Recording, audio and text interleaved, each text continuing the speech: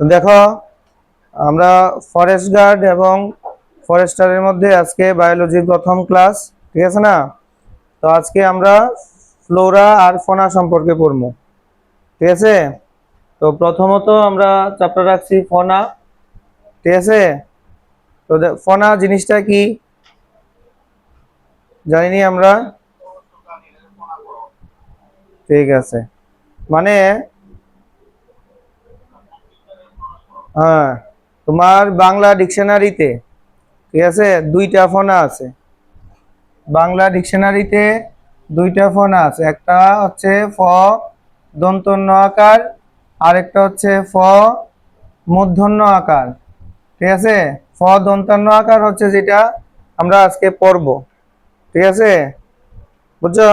আর ফ মূর্ধন্য আকার হচ্ছে হুড, ঠিক আছে, মানে হচ্ছে বুঝনি, সাপের ফনা প্রসারিত, সাপের প্রসারিত মস্তক, ঠিক আছে? এটারে প মূর্ধন্য আকার ফনা কয় বা হুড কয়, ঠিক আছে? স্নেক হুড, ঠিক আছে?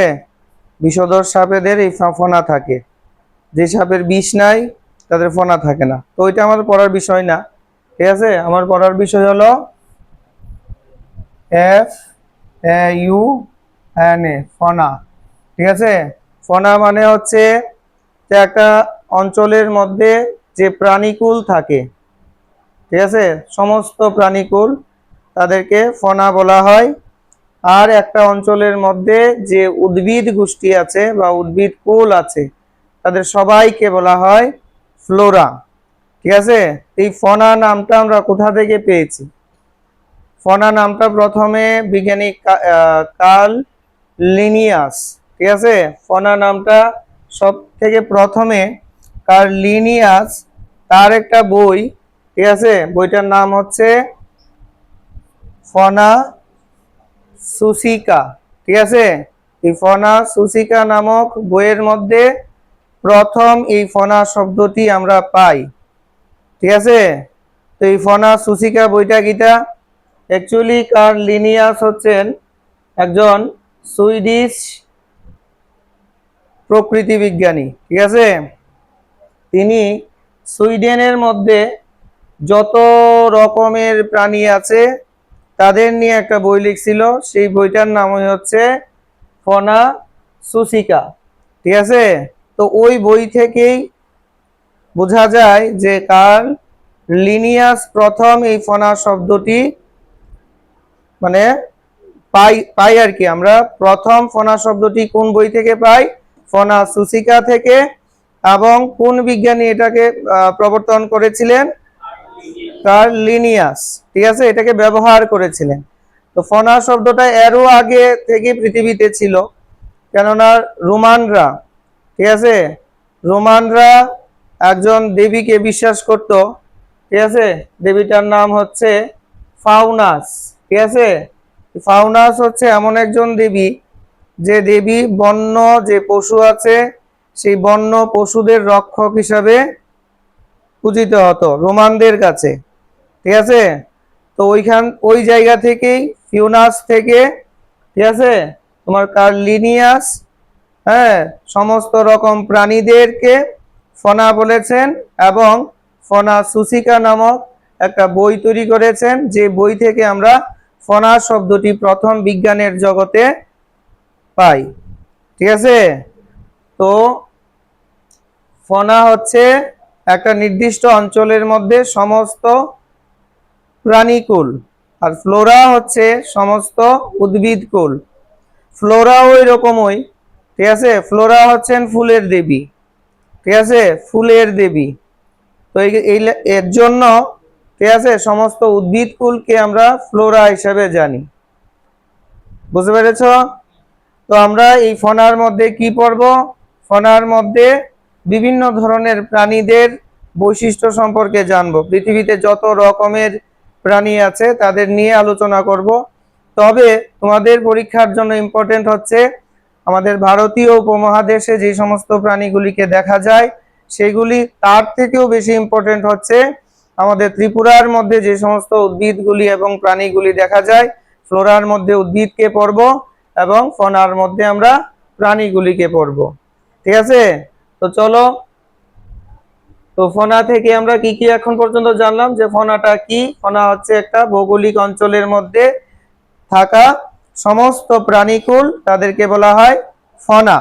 ঠিক আছে, 2 নম্বর পড়েছিলাম এই ফনা শব্দটা কোথা থেকে পেয়েছি আমরা। ঠিক আছে, ফিউনাস নামক রোমান, ঠিক আছে, ফিউনাস নামক রোমান পশুর দেবী বা পশু রক্ষক দেবী থেকে কার্লিনিয়াস প্রথম তার বই, ঠিক আছে, ফনা সুসিকা থেকে এই ফনা শব্দটি বিজ্ঞানের জগতে প্রবেশ করে। ঠিক আছে, কোন থাকবে, এটা থেকে প্রশ্ন আসবে। তারপর হচ্ছে এই ফ্লোরা আর ফোনার মধ্যে সম্পর্ক কিটা, এটা আমরা ছোটবেলা থেকেই পড়ে আইছি। দ্যাট মিন্স উদ্ভিদ আর প্রাণীর মধ্যে সম্পর্ক। ঠিক আছে, যে ফ্লোরা আর ফোনার মধ্যে কিটা সম্পর্ক, যে ফ্লোরা হচ্ছে একটা নির্দিষ্ট অঞ্চলে বা সময়ে সেই জায়গায় উপস্থিত থাকা সমস্ত উদ্ভিদকুল, তাদেরকে ফ্লোরা বলা হয়। ফনা, এটা তো বললামই যে একটা নির্দিষ্ট অঞ্চলে বা একটা নির্দিষ্ট সময়ের মধ্যে ওই অঞ্চলে যে সমস্ত প্রাণীকুল পাওয়া যায় তাদেরকে ফনা বলা হয়। ঠিক আছে, ফ্লোরা আর ফনা যদি একত্রে আমরা দেখি, তাহলে এই উদ্ভিদ এবং প্রাণীরা বাস্তুতন্ত্রের ভারসাম্য রক্ষায় উল্লেখযোগ্য ভূমিকা পালন করে। ঠিক আছে, তো বাস্তুতন্ত্রের ভারসাম্য রক্ষা করে এবং উদ্ভিদ ও প্রাণীর পারস্পরিক যে নির্ভরশীলতা, এই নির্ভরশীলতাকেও বজায় রাখে। এটা হচ্ছে ফ্লোরা ফনার মধ্যে আন্তঃসম্পর্ক। দেখো, উদ্ভিদ আমাদের কি দেবে, খাদ্য দেবে, অক্সিজেন দেবে। দ্যাট মিন্স ফ্লোরারা আমাদেরকে অক্সিজেন প্রোভাইড করবে এবং খাদ্য প্রোভাইড করবে। ঠিক আছে না, বিনিময়ে আমরা, দ্যাট মিন্স ফনারা কি করে, তাদেরকে কার্বন ডাই অক্সাইড দেবে। ঠিক আছে না, তাদেরকে কি দেবে, কার্বন ডাই অক্সাইড দেবে। অর্থাৎ ফ্লোরা আর ফনার মধ্যে একটা মানে একটা পারস্পরিক সম্পর্ক আছে। এই সম্পর্কটাকে আবার ইকোসিস্টেম বলা হয়, সেটা আবার আরেকটা বিষয় চলে যাবে। ঠিক আছে, তো যাই হোক, এখন আমরা পড়বো এই ফ্লোরা এবং ফনা সম্পর্কে আমরা কেন জানবো, কি দরকার আছে এই ফ্লোরা এবং ফনা সম্পর্কে জানার। ঠিক আছে, দেখো, তোমরা যে পোস্টের জন্য পরীক্ষা দিবা সেটা হলো ফরেস্টার এবং ফরেস্ট গার্ড। অর্থাৎ তোমাদের ওয়াইল্ড লাইফ সম্পর্কে অনেক কিছু জানতে হবে। ঠিক আছে, হ্যাঁ, মুখস্থ শিক্ষা কইরা পাস কইরা চাকরি পাইলেছে, এরপরে সাপের কামড় খাইয়া মরতে হইব। এরে তুমি জিনিসটা জানো না, বুঝছো নি? তো এট ফার্স্ট তোমাকে জানতে হবে, অবশ্য ট্রেনিং তো করাইবই। ঠিক আছে না, তো যাই হোক, তো এই যে ফ্লোরা আর ফনার যে সংরক্ষণের প্রয়োজনীয়তা আছে, ঠিক আছে, মানে তাদের সম্পর্কে আমরা কেন জানবো, সংরক্ষণ করার জন্য। সংরক্ষণটা কেন করব, সংরক্ষণ কেন করব, এই ফ্লোরার মধ্যে ধরো একটা উদ্ভিদ বা ফনার মধ্যে একটা উদ্ভিদ, সরি, ফনার মধ্যে একটা প্রাণী, তারা এক্সটিংক্ট হয়ে যাচ্ছে, মানে বিলুপ্ত হয়ে যাচ্ছে বা বিলুপ্ত হয়ে গেছে। এর জন্য ওই যে আগে পড়েছিলাম যে বাস্তুতন্ত্রের ভারসাম্য বজায় রাখে। তাহলে ফনা থেকে যদি একটা প্রাণী চলে যায় বা ফ্লোরা থেকে যদি একটা উদ্ভিদ চলে যায়, তাহলে কি হবে, বাস্তুতন্ত্রের ভারসাম্য বিঘ্নিত হবে। এই যে আজকে এত গরম, কি কারণে গরম, কারণ এই যে বাস্তুতন্ত্রের ভারসাম্য বিঘ্নিত হয়েছে, কারণ কি, কারণ হচ্ছে বিভিন্ন উদ্ভিদ প্রজাতি এবং প্রাণীর প্রজাতিরা তারা পরিবেশ থেকে বিলুপ্ত হয়ে গেছে। বুঝতে পারছো? তো এই পরিবেশকে বাঁচানোর জন্য বা পরিবেশের ভারসাম্য বজায় রাখার জন্য সমস্ত ফ্লোরা এবং ফনাদেরকে আমাদের সংরক্ষণ করতে হবে, যারা এন্ডেঞ্জার্ড হয়ে আছে, মানে যারা বিপন্ন প্রজাতি হয়ে আছে, মানে যারা হারিয়ে যাচ্ছে, এখনো হারায়নি। তো তাদেরকে আমাদের কি করতে হবে, সংরক্ষণ করতে হবে। সংরক্ষণ করতে গেলে তাদের সম্পর্কে আমাকে জানতে হবে, ফ্লোরা এবং ফনা সম্পর্কে জানতে হবে, তবেই না আমরা তাদেরকে সংরক্ষণ করতে পারবো, তাই না? হ্যাঁ, অর্থাৎ ফ্লোরা এবং ফনাকে সংরক্ষণ করব কেন, কারণ বাস্তুতন্ত্রের ভারসাম্য। ঠিক আছে, বাস্তুতন্ত্রের ভারসাম্য রক্ষার জন্য ফ্লোরা এবং ফনা একটা অত্যন্ত গুরুত্বপূর্ণ উপাদান। ঠিক আছে, যে খাদ্য শৃঙ্খল বজায় রাখতে পৃথিবীর প্রতিটি উদ্ভিদ এবং প্রতিটি প্রাণী গুরুত্বপূর্ণ। ঠিক আছে? যেমন ধরো বাঘ, ঠিক আছে, বাঘ এর সামনে যদি তুমি যাও তাহলে বাঘ কিন্তু তোমাকে খেয়ে ফেলবে। রয়্যাল বেঙ্গল টাইগারের সামনে গেলে তোমাকে খেয়ে ফেলবে তো? খাইবো নাকি আদর করব? অবশ্যই খাবে, ঠিক আছে না? তো একটা বিষয় মনে হচ্ছে যে বাঘ যদি পরিবেশ থেকে না থাকে তাইলে ভালো, ভালো না? খারাপ? তাহলে কিভাবে খারাপ? ইয়েস, যদি বাঘ না থাকে বনের মধ্যে তাহলে হরিণ বাইরে যাবো গা। মানে বাঘ যাদেরকে খায়, যে সমস্ত তৃণভোজী প্রাণীদেরকে খায়, সেই সমস্ত তৃণভোজী বা হার্বিভোরাস প্রাণীদের সংখ্যা বেড়ে যাবে। আর তারা কি করব? তারা সমস্ত উদ্ভিদ এবং প্রাণীদেরকে খায়া শেষ করে নেব। দ্যাট মিন্স ফনা শেষ করে নেব, ঠিক আছে না? তো উদ্ভিদ যদি না থাকে একটা জায়গার মধ্যে, সেই জায়গার মধ্যে প্রাণীরাও বেঁচে থাকতে পারতো না, ঠিক আছে না? অর্থাৎ ফ্লোরা এবং ফনা দুটোটা পরস্পরের উপর নির্ভরশীল, ঠিক আছে? তো এই কারণে বাঘও কিন্তু, বাঘটা কি পরিবেশের ভারসাম্য রক্ষার জন্য খুব গুরুত্বপূর্ণ উপাদান। তো এটাকেও আমাকে সংরক্ষণ করতে হবে। প্রত্যেকটা ওয়াইল্ড লাইফ এবং প্রত্যেকটা অর্গানিজম, ঠিক আছে, পরিবেশে তার অবদান আছে, তাদের সংরক্ষণ করতে হয়, ঠিক আছে? তো আমরা কি বললাম যে খাদ্য শৃঙ্খল বজায় রাখতে প্রতিটি উদ্ভিদ এবং প্রাণীর গুরুত্বপূর্ণ ভূমিকা রয়েছে, এর জন্য আমরা সংরক্ষণ করব। দ্বিতীয়ত হচ্ছে জৈব বৈচিত্র্য। জৈব বৈচিত্র্য হচ্ছে বা বায়োডাইভার্সিটি হচ্ছে পৃথিবীর মধ্যে জীবের ভিন্নতা, ঠিক আছে? যেমন ধরো এই ঘরের মধ্যে কত রকমের জীব পাইবা।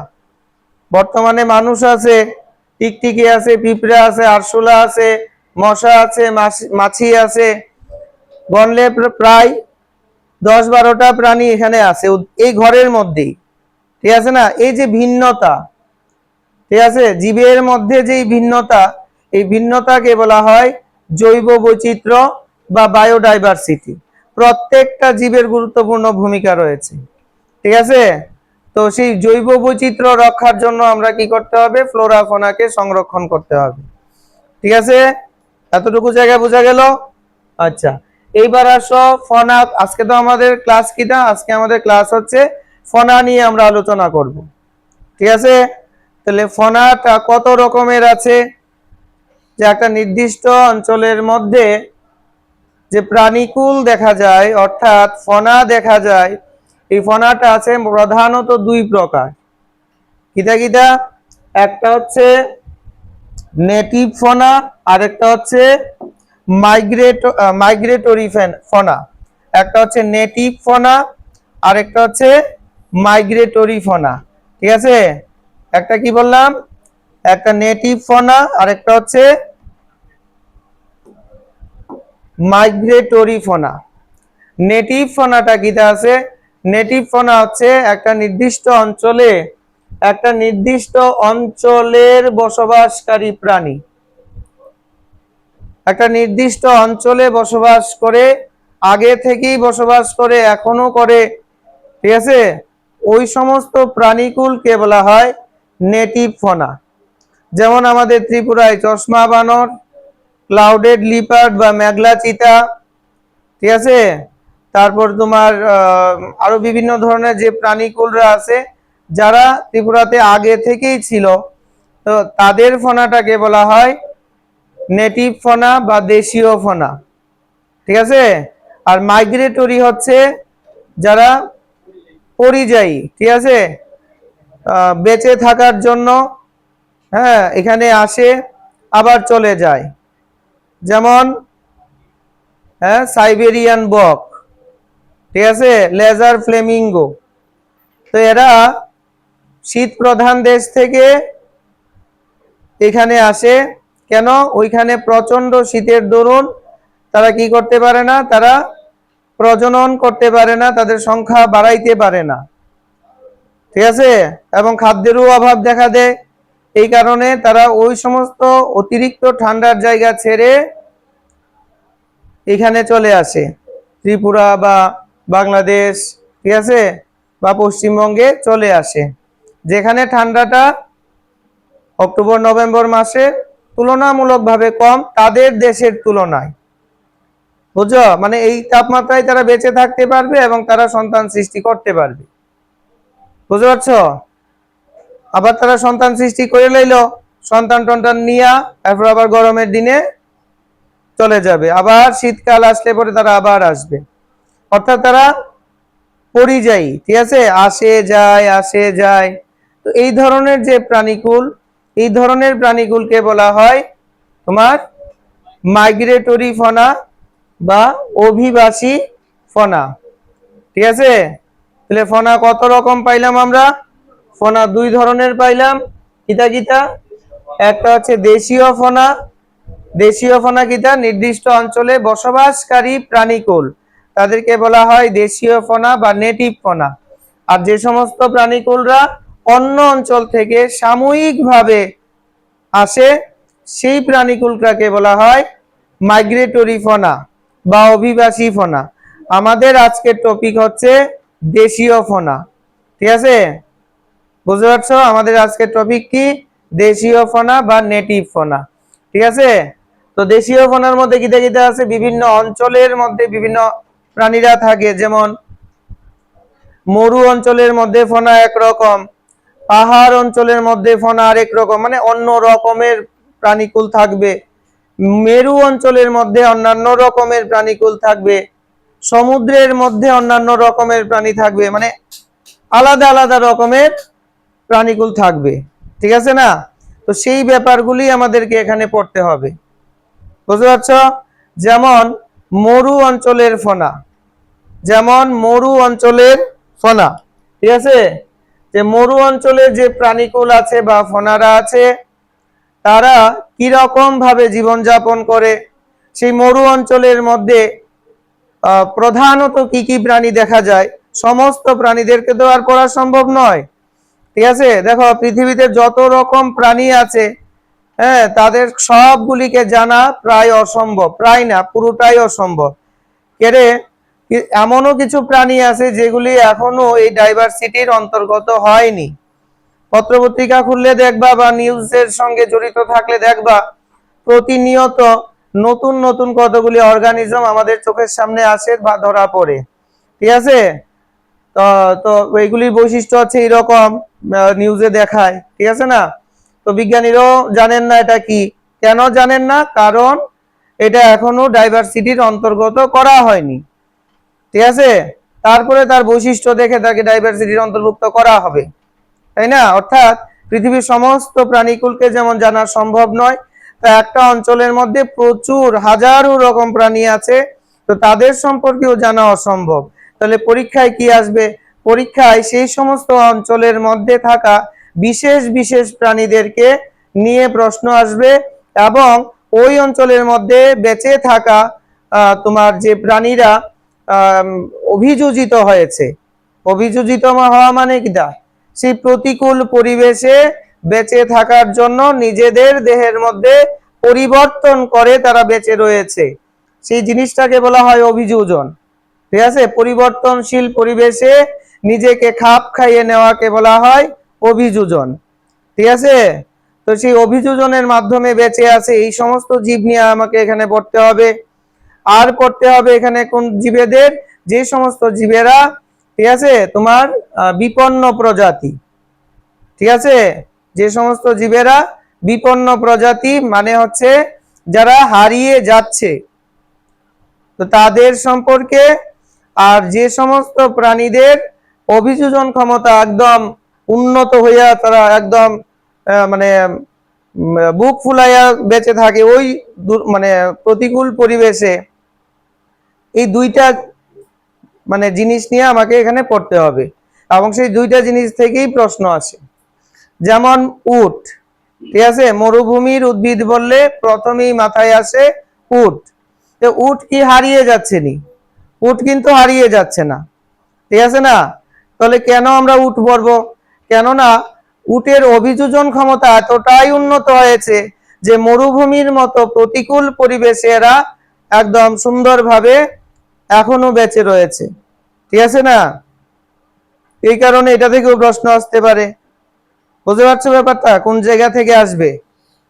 তো যাই হোক, মরুভূমির যে ফনা, এই মরুভূমির ফনারা কিভাবে কিভাবে বেঁচে থাকবে, বা মরুভূমির ফনা যারা আছে তাদের বেঁচে থাকার উপায় কি? তাদের বেঁচে থাকার উপায় হচ্ছে মরুভূমির মতো তীব্র তাপ এবং জলের অভাব, এই দুইটা প্রতিকূলতাকে যারা মানিয়ে নিতে পারে, অনেক বেশি তাপমাত্রা এবং জলের অভাব, এই দুইটা খারাপ অবস্থা মানে প্রতিকূল অবস্থাকে যারা জয় করতে পারবে, মানে দেহের মধ্যে পরিবর্তনের মাধ্যমে এই দুইটা প্রতিকূল অবস্থাকে যারা মানিয়ে নিতে পারবে, শুধু তারাই মরুভূমিতে বেঁচে থাকতে পারবে, তাই না? এই কারণে প্রথম লাইনটা লিখেছি যে মরুভূমির তীব্র তাপ এবং জলের অভাবের সাথে মানিয়ে নিতে এই অঞ্চলের প্রাণীরা অভিযোজিত। এই অঞ্চল মানে কোন অঞ্চল? মরু অঞ্চল। ঠিক আছে, তো তোমার এই জায়গাটা দিয়েও প্রশ্ন করতে পারে। ঠিক আছে, যে তীব্র তাপ এবং জলের অভাব কোন অঞ্চলে দেখা যায়? মেরু অঞ্চল, মরু অঞ্চল, নিরক্ষীয় অঞ্চল। কোন অঞ্চলে? মরু অঞ্চলে। ঠিক আছে, মন থাকবে। এইবার আসো, মরু অঞ্চলের মধ্যে গিধা গিধা প্রাণী দেখা যায়। তো প্রথমে তো বললাম উট। ঠিক আছে, উট কেমনে বেঁচে থাকে দেখো। উট তো আমরা দেখছি না, দেখছি না ছবিতে। ঠিক আছে, সরাসরি আমিও দেখছি না। ঠিক আছে, হ্যাঁ হ্যাঁ শুনছি, বলো। হ্যাঁ লেখো, হ্যাঁ অবশ্যই লেখো। তাইলে উট আমরা দেখছি, ছবিতে হলেও দেখছি বা সিনেমাতে হলেও দেখছি। এটি গেছে গা, দেখো তোমার মোবাইলে মনে হয় গেছে গা, যাওয়ার কথা। হ্যাঁ, তো ইডির বাদেও কিছু কিছু জিনিস যে কইতাছি সেই জিনিসগুলা লিখে রাখো। হ্যাঁ, বুঝছো তো? পিডিএফ এর বাইরেও কিছু কিছু জিনিস বলছি, সেই জিনিসগুলা লিখে রাখবা। তো যাই হোক, কি বলছিলাম? উট সরাসরি না দেখলেও ছবিতে বা সিনেমাতে আমরা অবশ্যই উট দেখেছি। তো সিনেমাতে যখন উট দেখি তখন হয়তো বা কোনো সিনেমাতে দেখছি যে উট জল পান করতেছে এবং একসঙ্গে সে প্রচুর জল পান করে নিতেছে। বুঝছো তো? হ্যাঁ, এক ঢুকেই মানে একবারেই 40 লিটারের মতো জল পান করে নিতে পারে। আমরা এক ঢুকে, ঠিক আছে, 40 লিটার জল পান করতে পারবি নি? হ্যাঁ, পারতা না। এক টান দিব 40 লিটার লয়ে যাবো গা। বুঝুনি, এত ক্ষমতা তার জল পান করার। কেরে জল পাইছে সামনে, ঠিক আছে না, ডুবাই লইতে হইব। এরে আর 3-4 মাস জল নাও পাইতে পারে। বুঝছো না? এই কারণে সামনে জল পাইলে, বুঝুনি, হ্যাঁ, স্টোর করে লায়। তারপরেও এরপরে তো 3-4-6 মাসের জল নাও পাইতে পারে, তখন হে কেমনে বাচ্চা থাকবো? দেখো, উটের পিঠের মধ্যে একটা কুচ থাকে, বলে কুচ কিটা? কুচ চিনোনি? হ্যাঁ, পিঠের মধ্যে যে উঁচা একটা জায়গা, ঠিক আছে, ষাঁড়ের পিঠের মধ্যেও দেখবা উঁচা একটা জায়গা থাকে, দেখছো? হ্যাঁ, এটারে কয় কুচ। ঠিক আছে, এটা হাত দিছো নি তোমরা?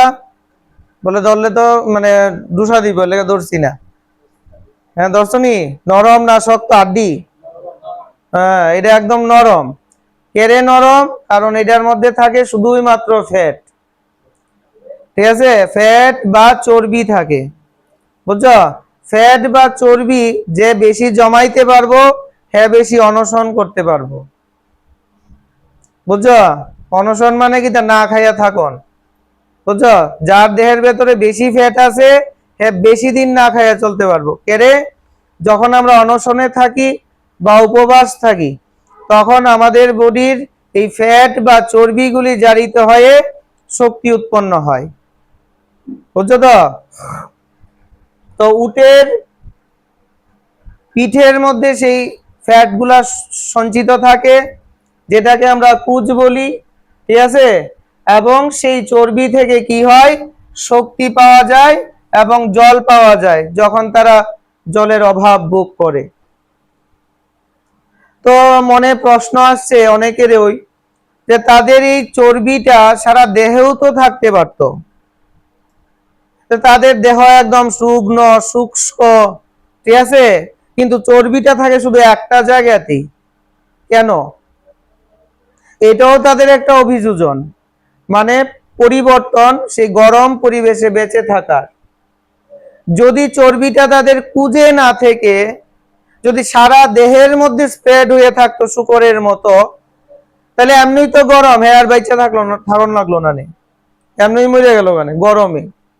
এরে চর্বির যে স্তর, এটা আমাদের দেহের তাপমাত্রা সংরক্ষক একটা পদার্থ। চর্বির স্তর কি করে আমাদের দেহের তাপমাত্রা ধরে রাখে, মানে গরম লাগায়, বুঝছো তো? উটের যদি সারা দেহের মধ্যে চর্বি থাকতো তাহলে তার গরমটা আরো বেশি লাগতো, ঠিক আছে। এর জন্য তারা কি করছে, সারা দেহের চর্বিকে এক জায়গায় নিয়ে সঞ্চিত করে রাখছে, সেটাই হলো কুজ, যাতে গরমটাও বেশি না লাগে, ঠিক আছে, গরম যাতে বেশি না লাগে, এবং সেই কুজ থেকে প্রয়োজন অনুসারে জলটা পাইতে পারে এবং শক্তিটা পাইতে পারে। এর মরুভূমিতে খাদ্যের অভাব, ঠিক আছে না, যারা রাজস্থানে যাও, যে মানে বেড়াইতে যাইবা, ঠিক আছে, খাবারের প্রচন্ড দাম, ঠিক আছে, ডিম ভাত খাইবি 230 টাকা 260 টাকা দিয়া, না রে গেছো নি, শুধু ডিম ভাত খাইবি 260 টাকা নিয়ে লয়ে যাবো বা, বুঝছনি। আর এখানে ডিম ভাত খেলে কত নিব, 40 টাকা, হার্ডলি 60 টাকা, ঠিক আছে না। তো ওই রকম অবস্থা আর কি, কেননা ওইখানে খাদ্যের অভাব দেখা যায়, ঠিক আছে না। আবার দুধ টুধ পাইবি ভালা, উটের দুধ, মহিষের দুধ, ঠিক আছে, এগুলি ভালো পাইবি, ঘিটি ভালো পাইবি, এর দুধ বেশি হয়, ঠিক আছে, এটি ভালো পাইবি। হ্যাঁ হ্যাঁ হ্যাঁ, ঠিক আছে। তো যাই হোক, উটরা এই গরম পরিবেশে বেঁচে থাকার জন্য তাদের দেহের সমস্ত চর্বিকে তারা কুজের মধ্যে সঞ্চয় করে, যার ফলে সেই কুজ থেকে তারা পরবর্তী সময়ে জল ও শক্তির যোগান পায়, ঠিক আছে। আচ্ছা, এরপর দেখ, মরুভূমিতে শুধু বালি আর বালি থাকবো না, থাকে না, বালু কি দেখ তাড়াতাড়ি গরম হয়ে জায়গা, তাড়াতাড়ি গরম হয় না, আবার তাড়াতাড়ি ঠান্ডা হয়ে জায়গা, জলের মতো না, জল দেরিতে গরম হয় আবার দেরিতে ঠান্ডা হয়, কিন্তু বালি তাড়াতাড়ি গরম হয় আবার তাড়াতাড়ি ঠান্ডা হয়। তো বালি যখন তাড়াতাড়ি মানে গরম হয়, গরম হওয়ার পর সেই গরম বালিটা তার তাপ কিন্তু ছাড়তে থাকে উপরের দিকে, বুঝো না। মরুভূমির যে উট আছে, এই উটেরা কি করছে, এই বালির হাত থেকে, গরম বালির হাত থেকে বাঁচার জন্য তার দেহটাকে উপরে উঠাই লাইছে। বলে দেহ কেমনে উপরে উঠাইলাই, পাটিরে লম্বা লম্বা করে লাইছে আর কি, বুঝনি। মানে তার দীর্ঘ পা, ঠিক আছে, লিখছি না, দীর্ঘ পা কি করে তাদের গরম বালির হাত থেকে তাদেরকে রক্ষা করে, ঠিক আছে। তাদের এই যে তাদের দীর্ঘ পা দেহকে গরম বালি থেকে দূরে রাখে, বুঝতে পারছো। তারপরে হলো তোমার এদের যে পায়ের পাতা, ফুট, এটা কিরকম হয়, চওড়া হয়, তাদের পায়ের পাতা কিরকম হয়, চওড়া হয় এবং নরম হয়, ঠিক আছে, যাতে করে তারা ওই গরম বালির মধ্যে পাড়া দিলেও কোনো অসুবিধা না হয়, ঠিক আছে। তারপর তোমাকে পড়তে হবে যে এই উটকে মরুভূমির জাহাজ বলা হয়, উটকে মরুভূমির জাহাজ বলা হয়, ঠিক আছে। শেষ উট। তো মরুভূমির জাহাজ কাকে বলা হয়, ছোটবেলায় পড়ছি, কেন বলা হয়, কেন বলা হয় বলো তো? ইয়েস, পরিবহনের একটা ভালো মাধ্যম হচ্ছে উট। ঠিক আছে না? উট আর গাধাও করে। ঠিক আছে, গাধা তো গাধাওই। ঠিক আছে না? হ্যাঁ, গাধা তো গাধাওই। কেটা? হ্যাঁ, গাধা একদম গাধামি করতে গিয়ে আবার বেজাল হয়ে জায়গা। হ্যাঁ, লবণের বস্তার গল্প মনে আছে নি? লবণের বস্তা আর তুলার বস্তা গল্প পড়ছো নি ছোটবেলায়? হ্যাঁ হ্যাঁ, এক কৃষক প্রত্যেক দিন গাধারে নিয়ে লবণের বস্তা বহন করাইতো। তো যাওয়ার পথে একটা নদী আসতো, প্রত্যেক দিনে বেয়ে বেয়ে করে যাইতো, কষ্ট পাইয়া যাইতো। হঠাৎ একদিন যাইতে গিয়া নদীতে পড়ে গেছে গা। পড়ে গেছে যে লবণ তো দ্রবীভূত হয়ে গেছে গা, না লবণ গলিয়া যায় না জলের মধ্যে। তো ওইটা দেখে হালকা হয়ে গেছে গা। এইবার গাধা বুদ্ধি হয়ে পড়ছে গাধার, যে আরে নদীতে মনে পড়ে গেলে গা জিনিসটা হালকা হয়ে যায় গা, তো ওখান থেকে প্রত্যেক দিন পড়ে যাবো গা। বুঝছো? তো মানে এরপর দিন থেকে যায় আর পড়ে যায়, নিজের ইচ্ছা করেই পড়ে যায় গা। তো কৃষক জিনিসটা বুঝে লাইছে, পরের দিন লয়ে গেছে তুলার বস্তা। ঠিক আছে, তো এইবার গাধা চলতে চলতে কয় এবার দিয়ে আজকে অনেক হালকা, আমি যদি অনেক জলের মধ্যে পড়ে যাই তাহলে এটা আরো হালকা হয়ে যাবো গা। গেছে, নদীতে পড়লো, ইচ্ছা করে পড়ছে, পড়ে আসে গাধা তো আর উঠতে পারে না। বুঝছো না? এইরকম ঘটনা পড়েছি। তো গাধা মরুভূমিতেও থাকে। হ্যাঁ, তো এটা মরুভূমির গাধা বলা হয়। কচ্ছের রণ নামক একটা জায়গা আছে গুজরাটে। ঠিক আছে, হ্যাঁ, কচ্ছ দ্বীপ, ভেরি গুড। কচ্ছের রণ নামক একটা জায়গা আছে, এটা দেখো পিডিএফ এ নাই, তো এই জায়গাটা লিখতে পারো। ঠিক আছে, কচ্ছের রণ নামক একটা জায়গা আছে, কচ্ছের রণ, ঠিক আছে, বা কচ্ছ দ্বীপ নামক একটা জায়গা আছে। এই জায়গার মধ্যে গুজরাটের, হ্যাঁ, জায়গার মধ্যে গাধা পাওয়া যায়। ওইখানে আবার গাধা দিয়ে পরিবহন করানো হয়। হ্যাঁ, তো যাই হোক, দেখো আমি এই ক্লাসটা শুরু হওয়ার আগে বলেছিলাম যে ভারতের বিভিন্ন ধরনের প্রাণীগুলিকে নিয়ে আমরা পড়বো। কেন আমরা মরুভূমির প্রাণী নিয়ে পড়তাছি? তো ভারতের মধ্যে মরুভূমি আসেনি, আছে না? আচ্ছা, তো ভারতের বৃহত্তম মরুভূমির নাম কি তা বলছেন? হ্যাঁ, থর মরুভূমি। ঠিক আছে, থার না, থার তো গাড়ি। ঠিক আছে, ভারতের, হ্যাঁ, ভারতের বৃহত্তম মরুভূমির নাম হচ্ছে থর মরুভূমি। এই থর মরুভূমি কই আছে গো? তো রাজস্থানের বেশি জায়গায় থর মরুভূমি, আর গুজরাট, ঠিক আছে, গুজরাটেরও কিছু কিছু জায়গায় থর মরুভূমির অংশ রয়েছে। বুঝছো? তো কচ্ছের রণ যেটা, এটা কি রাজস্থানে না গুজরাটে বলো তো? এটা গুজরাটে। বুঝছো তো? এটা আবার গুজরাটে, এটাও কিন্তু মরুভূমি। ওই এটা এশিয়ার বৃহত্তম, ইয়েস, এটা সরি এশিয়ার কইছি, এটা পৃথিবীর বৃহত্তম লবণের মরুভূমি, যেটা বর্ষাকালে, ঠিক আছে, জলে প্লাবিত থাকে, আর শীতকালে সেখানে শুধু লবণ আর লবণ, নাকি তো এইরকম? হ্যাঁ, বালি আর বালি। বুঝছো তো? এই জায়গাটা দেখতে কচ্ছপের মতো, ঠিক আছে, এই কারণে এটাকে কচ্ছ দ্বীপ বা কচ্ছের রণ, রণ মানে হচ্ছে মরুভূমি বলে। এটা হচ্ছে পৃথিবীর বৃহত্তম লবণের মরুভূমি। ঠিক আছে, পৃথিবীর বৃহত্তম লবণের মরুভূমি। ঠিক আছে, পৃথিবীর বৃহত্তম লবণের মরুভূমি। ঠিক আছে, এই জায়গায় আবার একটা জিনিস হয়, মানে একটা উৎসব হয়, কচ্ছ উৎসব নামে একটা উৎসব হয়। ঠিক আছে, রাতের বেলায় হয়। ঠিক আছে, ডিসেম্বর মাসের পূর্ণিমার রাতে, ডিসেম্বর মাস দেখ শীতকাল, আকাশ পরিষ্কার থাকবো, পূর্ণিমার রাত, আলোটাও আসবো বেশি, আর এদিকে লবণ চিকচিক করবো। তো দেখ, চিন্তা করে ইমাজিন কর জায়গাটা কিরকম হবে। কোথাও উঁচু বালির পাহাড় চকচক করতেছে সাদা, ঠিক আছে, কোথাও নিচু, কত সুন্দর ইমাজিন কর জায়গাটা।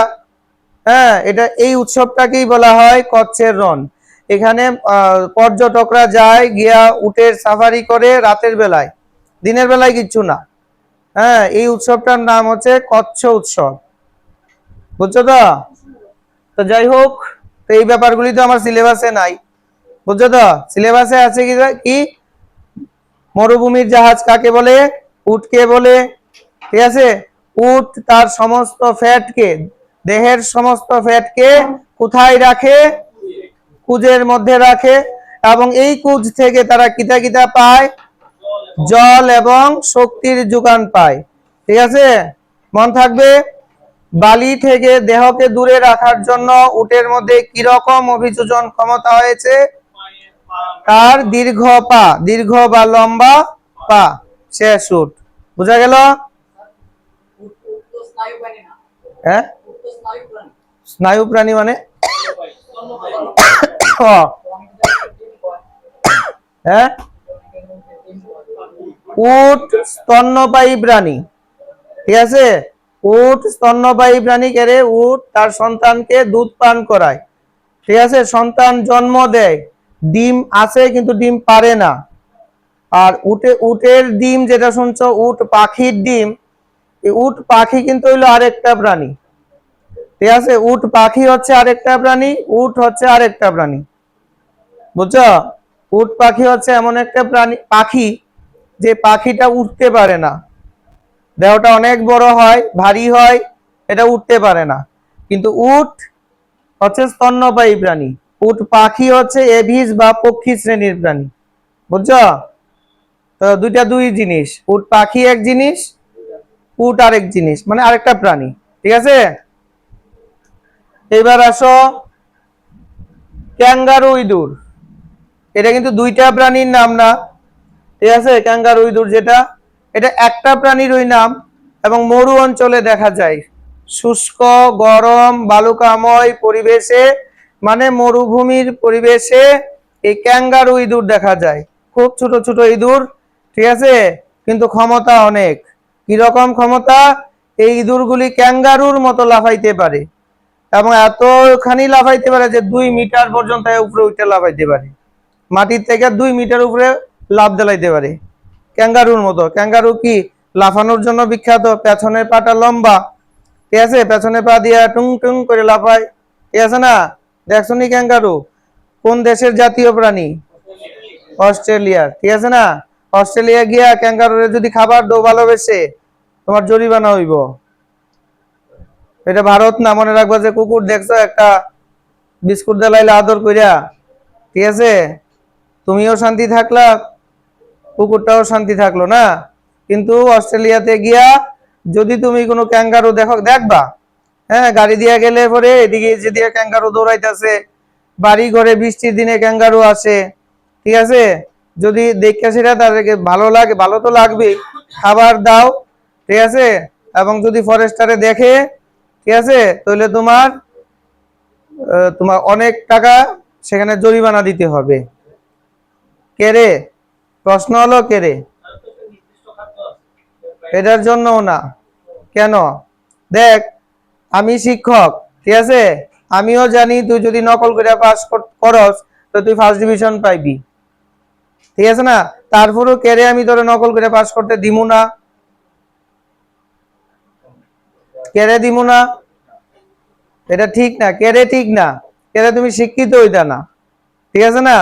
তো ক্যাঙ্গারুদের যদি আমরা এরকম খাবার দিতে থাকি, তাহলে এটা তাদের অভ্যাসে পরিণত হবে। এরা জঙ্গল ছেড়ে মানুষের বাড়িতে আমরা চাইতে থাকবো দৌ দৌ, ঠিক আছে না?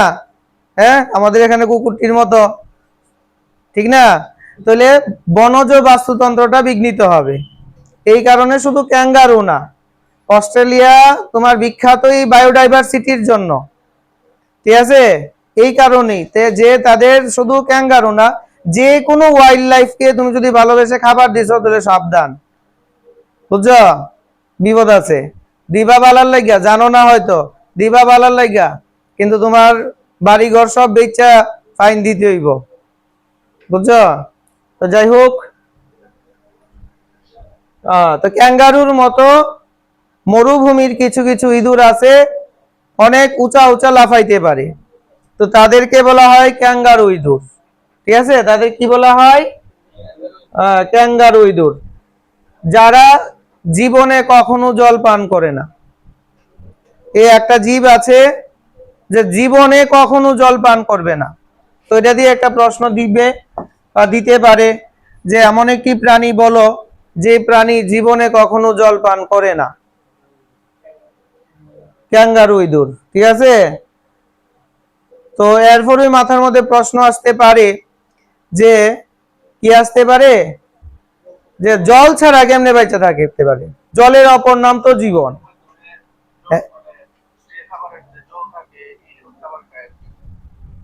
না, এরকমও না। ঠিক আছে, সব খাবারের মধ্যেই জল থাকে। দেখো আমাদের যে সেল তৈরি হয়, এই সেলের মধ্যে 60% জল থাকে প্রোটোপ্লাজমের মধ্যে। প্রত্যেকটা সজীব বস্তু কোষ দ্বারা গঠিত হয়। সেই কোষের মধ্যে 60% জল থাকে। যে খাবারটা আমরা খাই, ভাত খাই বা মাংস খাই বা ডাল খাই, ঠিক আছে, খাই তো, তো সেইগুলির মধ্যে জল থাকে না? ডালের মধ্যে তো জল দিয়ে বানায়, মাংসের মধ্যে জল থাকেনি। যারা মেয়েরা রান্না করতে যায় তারা বুঝে, রান্না করতে করার সময় দেখবা এমনিতেই জল উঠতে জায়গা আয়নি, জল রান্না করার সময় জল আয়নি, উঠেনি। আচ্ছা, তো চাল, এটার মধ্যেও জল আছে, আমরা দেখি না আর কি। বুঝছো তো? তবে কোষ তৈরি হতে গেলে 60% জল লাগে। তো প্রত্যেকটা খাবারের মধ্যেই জল আছে। তো তারা সেই সমস্ত খাবারই গ্রহণ করে, ঠিক আছে, যে খাবারের আর্দ্রতা থেকেই তারা জলের চাহিদা মেটায়। আলাদা করে তারা জীবনে কখনো জল পান করে না। ঠিক আছে, ক্যাঙ্গারু ইঁদুর। এরপর কোন কোন প্রাণী আলাদা করে জল পান করে না? ক্যাঙ্গারু ইঁদুর। ঠিক আছে, এরা বালি স্নান করে বা ডাস্ট বাথ করে। ডাস্ট বাথ কিটা দেখবা, কখনো কোনো কোনো সময় এই তোমার সুপারি গাছে যে সুপারি খায়, নারকেল গাছে নারকেল খায় আমাদের এখানে, লম্বা লেজ, কাঠ বিড়ালি।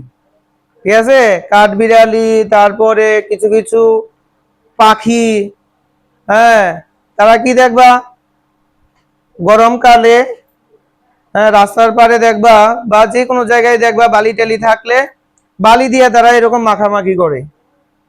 কেড়ে করে? হ্যাঁ, প্রথমত হচ্ছে তার পালকের মধ্যে বিভিন্ন পোকামাকড় জন্মাইতে পারে। বালি দিয়ে মাখামাখি করলে এই পোকাটি পড়ে জায়গা। একটা এক্সাম্পল হচ্ছে মাইট, একটা পোকা যেটা এই পাখিদের পালকে থাকে। যারা মাংস খাও সাবধান, ঠিক আছে, মাংসের স্কিন খাও। ঠিক আছে, মুরগির স্কিন অনেকে খায়, কেএফসি খায় না? কেএফসির মধ্যে স্কিন সহ তো বানায়, ঠিক আছে না? তো এই স্কিনের মধ্যে তাদের একটা বিশেষ ছোট ছোট পোকা থাকে, হ্যাঁ, ওইগুলিকে বলা হয় মাইট। আর এগুলি থাকলে বলে চুলকায়। হ্যাঁ, তো এগুলি ছাড়ানোর জন্য তারা কি করে, এরকম বালি দিয়ে ঘষাঘষি করে। বুঝছো? পাখিরা। এছাড়াও পাখিদের যে পালক, এই পালকটি দেখবে একদম শাইনিং হয়। যেমন ময়ূরের পালক কেড়ে শাইন হয়, কারণ তাদের ত্বকের নিচে সিবেসিয়াস গ্রন্থি থাকে, যেটা থেকে প্রচুর পরিমাণে প্রাকৃতিক তেল বের হয়। বুঝছো?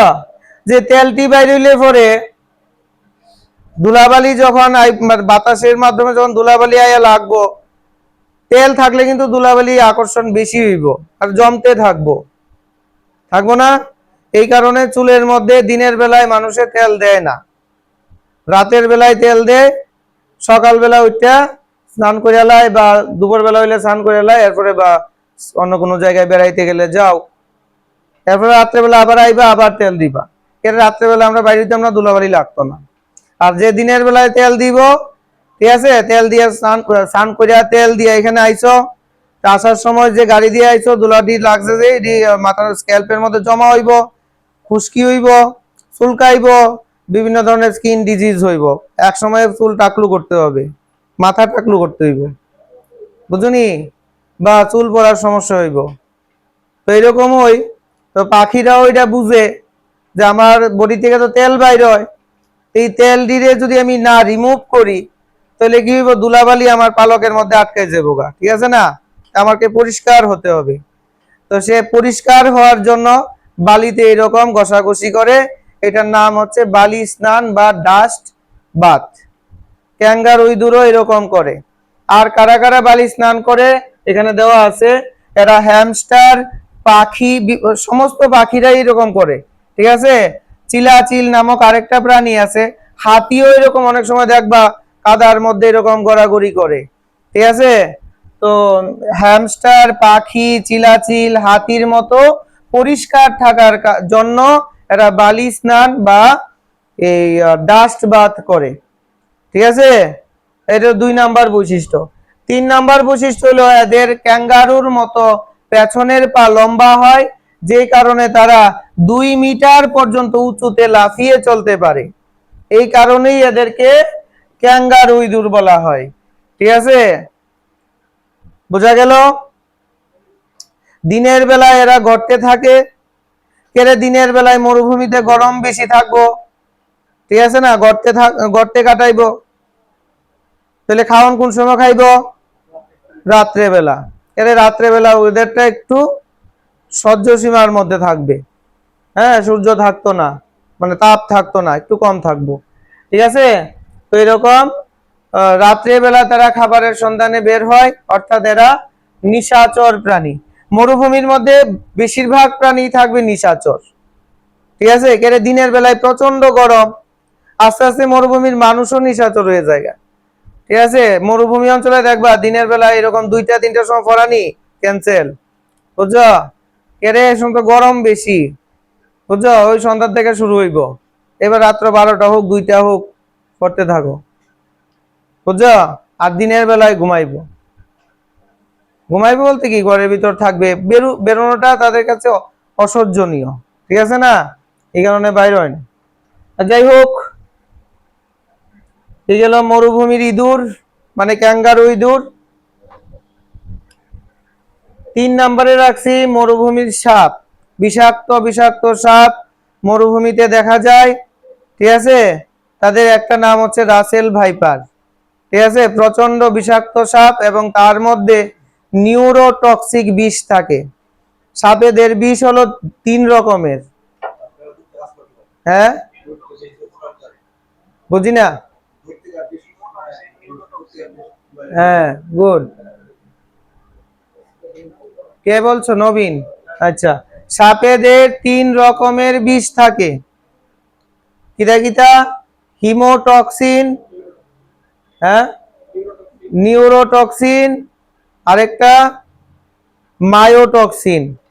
একটা সাপের কামড়ে তোমার যে পেশি আছে এই পেশিটি পচতে শুরু হইব, ওই বিষটারে বলে মায়োটক্সিন, ঠিক আছে। আরেকটা সাপের কামড়ে তোমার রক্তের যে কণিকাগুলি আছে বা রক্তের যে কোষগুলি আছে সেগুলি মরে যাইব গা, ফলে রক্তটা তঞ্চিত হওয়া শুরু হইব তাড়াতাড়ি, ওই বিষটারে বলে হিমোটক্সিন। আর নিউরোটক্সিন হইলো তোমার নার্ভাস সিস্টেমকে মিনিটের মধ্যে নষ্ট করে লাইব, ফলে কিচ্ছু কইতে পারতি না, শেষ, বুঝো, পুরো কেন্দ্রীয় স্নায়ুতন্ত্র পুরো ধ্বংস করে লইব, এটারে বলে নিউরোটক্সিন, ঠিক আছে। তো রাসেল ভাইপার হচ্ছে এরকম নিউরোটক্সিক বিষযুক্ত একটা সাপ, যে সাপের বিষ তোমার দেহে ঢুকলে 2 মিনিট লাগবে, আর বেশিক্ষণ লাগতো না, ঠিক আছে, বুঝছো তো।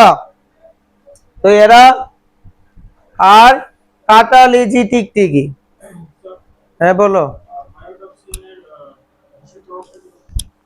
পেশির উপর প্রভাব করে, মায়োটক্সিনটা পেশির উপর প্রভাব করে, হিমোটক্সিন রক্তের উপর প্রভাব করে, আর নিউরোটক্সিন নার্ভাস সিস্টেমের উপর প্রভাব বিস্তার করে। ঠিক আছে, লিখে নাও। তো এবার আসো মরুভূমির সাপের কথা বলছে, তোমরা লেখো না, আমি রিপিট করতেছি। মরুভূমির সাপের কথা বলছি, যে মরুভূমিতে বিষাক্ত সাপ দেখা যায়। সাপের বিষ 3 রকমের: মায়োটক্সিন,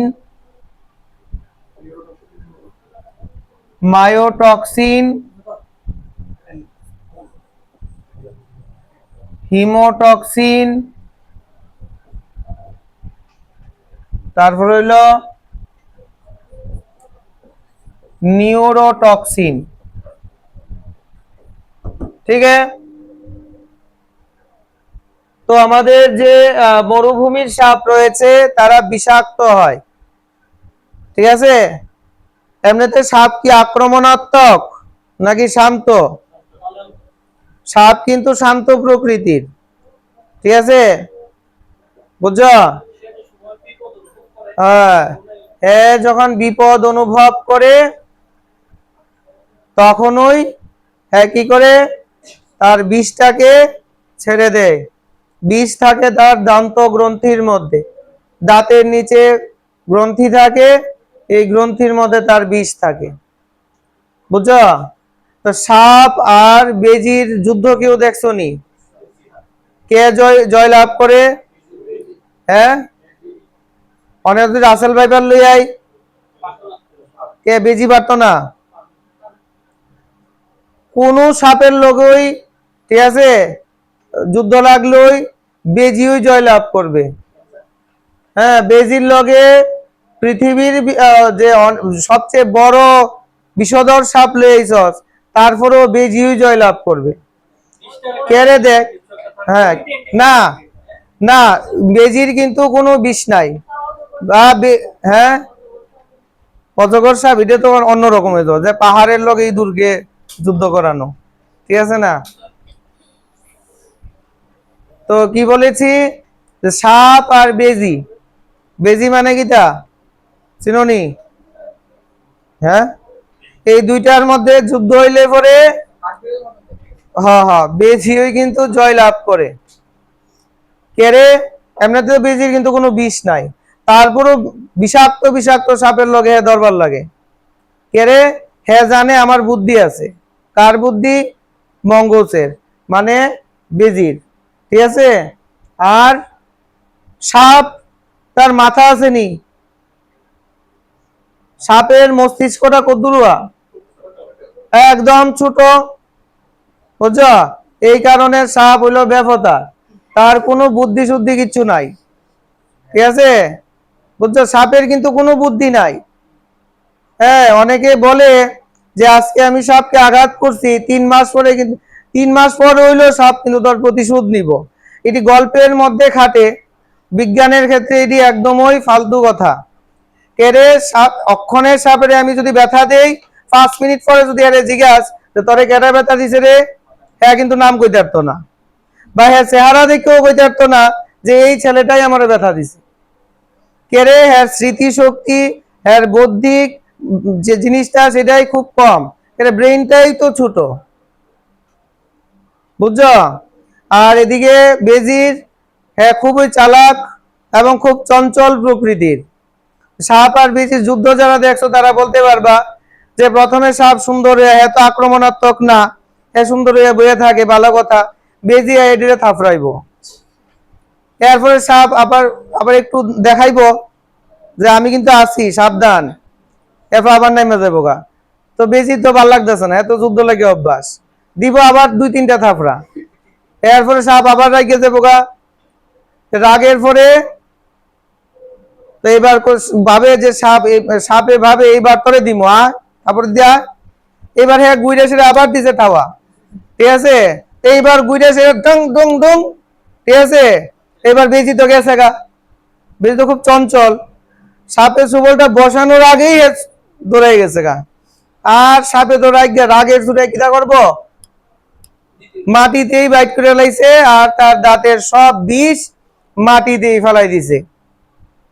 এইবার বিষ তৈরি হতে তার আরো অনেক ঘন্টা সময় লাগবে। এইবার বেজি কইবে এবার তো তুই আর আমি সেম, তোরও বিষ নাই আমারও বিষ নাই, এবার ঠিক আছে, এইবার যুদ্ধ লাগে, তারপরে বেজি জয়লাভ করে। বুঝনি? এই হলো কাহিনী। না, কিছু নাই, বুঝছো, কিছু নাই। তো যাই হোক,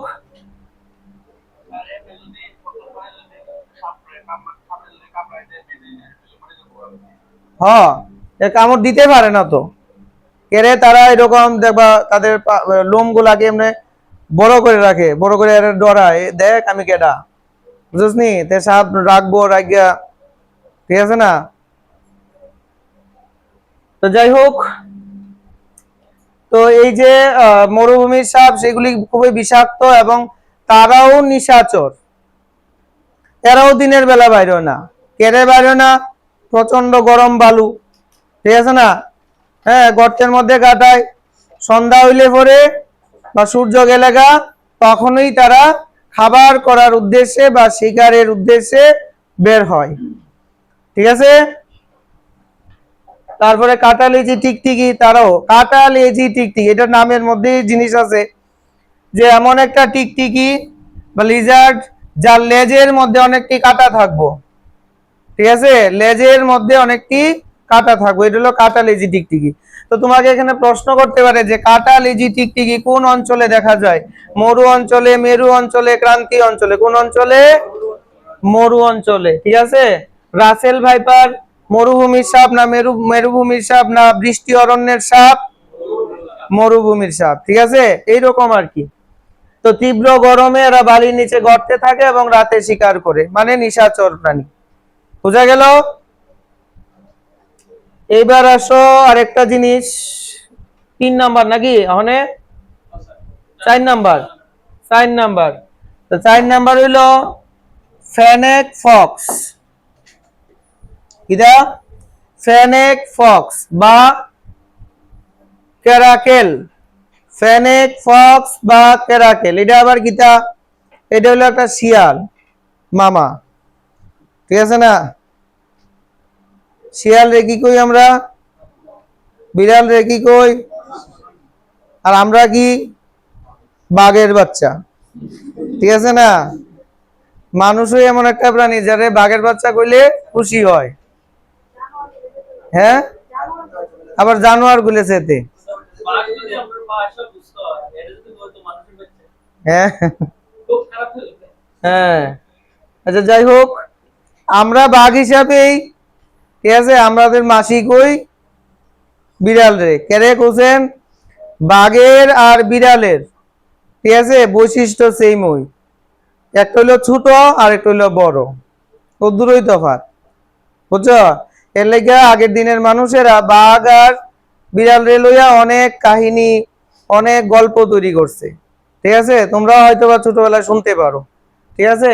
গল্প কইয়ার সময় নষ্ট করি না।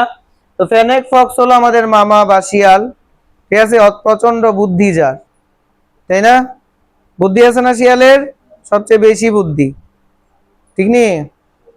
আচ্ছা যাই হোক, ক্যারাকেল বা ফেনেক্স ফক্স হচ্ছে বুদ্ধি আছে কিন্তু হেরা সব থেকে ছোট প্রজাতির শিয়াল। পৃথিবীর বা বিশ্বের সব থেকে ছোট প্রজাতির শিয়াল কারা? এই ফেনেক ফক্স, মরুভূমিতে প্রাপ্ত ফেনেক ফক্স হচ্ছে পৃথিবীর ক্ষুদ্রতম শিয়াল প্রজাতি। তো পৃথিবীর ক্ষুদ্রতম শিয়াল প্রজাতি কারা? ফেনেক ফক্স বা ক্যারাকেল, ঠিক আছে। ফেনেক ফক্স বা ক্যারাকেল হচ্ছে পৃথিবীর ক্ষুদ্রতম শিয়াল প্রজাতি। দেখলে তোমার মনে হবে এটা একটা বিড়াল, কিন্তু আসলে এটা একটা শিয়াল, ঠিক আছে, যার কানগুলি খুব দেখতে খুব সুন্দর, কানগুলি খাড়া খাড়া লম্বা লম্বা, মানে বিলাতি কুকুর যে বাড়িতে ভালো, ঠিক আছে, ঠিক এইরকম কান দিয়ে বাড়ি আমরা ফালাই না, সোজা সোজা কান, লম্বা লম্বা কান, ঠিক আছে, বিড়ালের মতো দেখতে, হ্যাঁ, ছোট, কিন্তু এটা শিয়াল, মানে দেখতে খুবই অদ্ভুত এবং খুব সুন্দর, ঠিক আছে। তুমি পালতে পারো বাড়িতে আইন না, কিন্তু ভারতীয় সরকার তোমাকে এটার পারমিশন দিত না। কেড়ে দিত না? এটা হচ্ছে একটা বিপন্ন প্রজাতি। বলো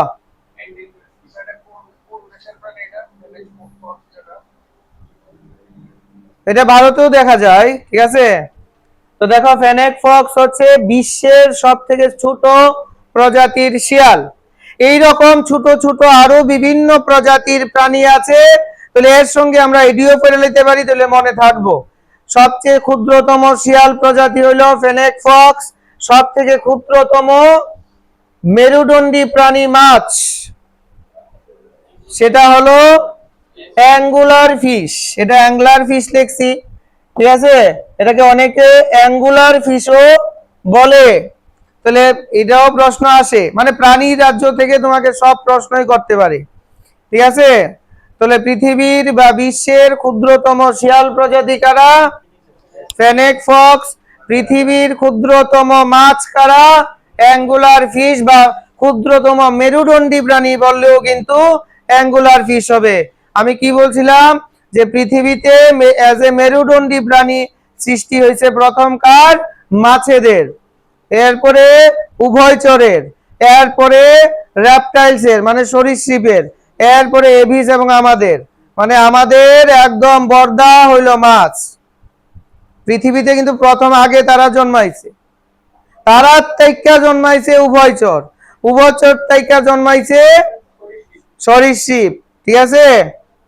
বুঝছো তো? সরীসৃপ থেকে একদিকে পাখি জন্মাইছে, আর সরীসৃপ থেকে একদিকে ম্যামালস মানে আমরা জন্মাইছি, বুঝছো তো? তাহলে সব থেকে ছোট যে সরীসৃপ স্তন্যপায়ী আছে সেটা কি, মেরুদণ্ডী প্রাণী আছে সেটা হচ্ছে অ্যাঙ্গুলার ফিশ। আর স্তন্যপায়ী প্রাণী মানে যারা দুধ পান করে সন্তান জন্ম দেয় তারা হচ্ছে তোমার বাম্বল বি ব্যাট, এক ধরনের বাদুড়, ঠিক আছে। বাদুড় কিন্তু স্তন্যপায়ী, বাদুড় উঠতে পারে কিন্তু স্তন্যপায়ী, ঠিক আছে। তোমাকে বলতে পারে উঠতে পারে এমন একটা স্তন্যপায়ী প্রাণীর নাম কি বলবা? বাদুড়, ঠিক আছে। তো বাম্বল বি ব্যাট হচ্ছে এমন একটা ছোট, সব থেকে ছোট স্তন্যপায়ী প্রাণী, ঠিক আছে। কোন থাকবে? এরপর আসো সব থেকে ছোট সরীসৃপ, মানে যাদের দেহের বাইরে শুষ্ক আঁশ থাকবে। তাও টিকটিকির বাইরের দিকে আঁশ আসেনি, ভালো করে লক্ষ্য করে দেখবা, ছোট ছোট এবং শুকনো শুকনো আঁশ আছে। সাপের বাইরের দিকে আঁশ আসেনি, ভালো করে চোখটা বড় বড় করে দেখবা, আঁশ আছে, ঠিক আছে। হ্যাঁ, তাহলে সরীসৃপ যারা, তাদের দেহের বাইরের দিকে আঁশ থাকবে, সেই আঁশগুলা হবে শুষ্ক। লম্বা লেজ থাকবে, যে লেজটাকে এমনি এমনি লড়াইতে পারবে, বুঝছো? গরুর লেজ আছে কিন্তু গরুর লেজটাকে সে এমনি এমনি মানে লড়াইতে বেশি পারে না, শুধু মশা মাছি লড়াইতে পারে, ঠিক আছে না। কিন্তু সাপের লেজ দেখবা এমনি এমনি একদম খুব সুন্দর ভাবে এমনি এমনি লড়ায়। টিকটিকি তো তার লেজ লড়ায়, তার শক্তি প্রদর্শন করে। দেখবা দুইটা টিকটিকি যখন পাশাপাশি আছে আর মাঝখানে একটা ধরো পোকা, এটা তো পোকা খায়, তো দুইটা টিকটিকি কোন টিকটিকিটা খাইবো? দুটোটা টিকটিকি দেখবা আর লেজ লড়ায়, লক্ষ্য করে দেখবা।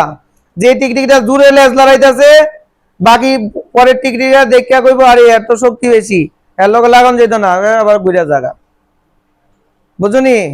তো এরা লেজ লড়ায় শক্তি প্রদর্শন করে।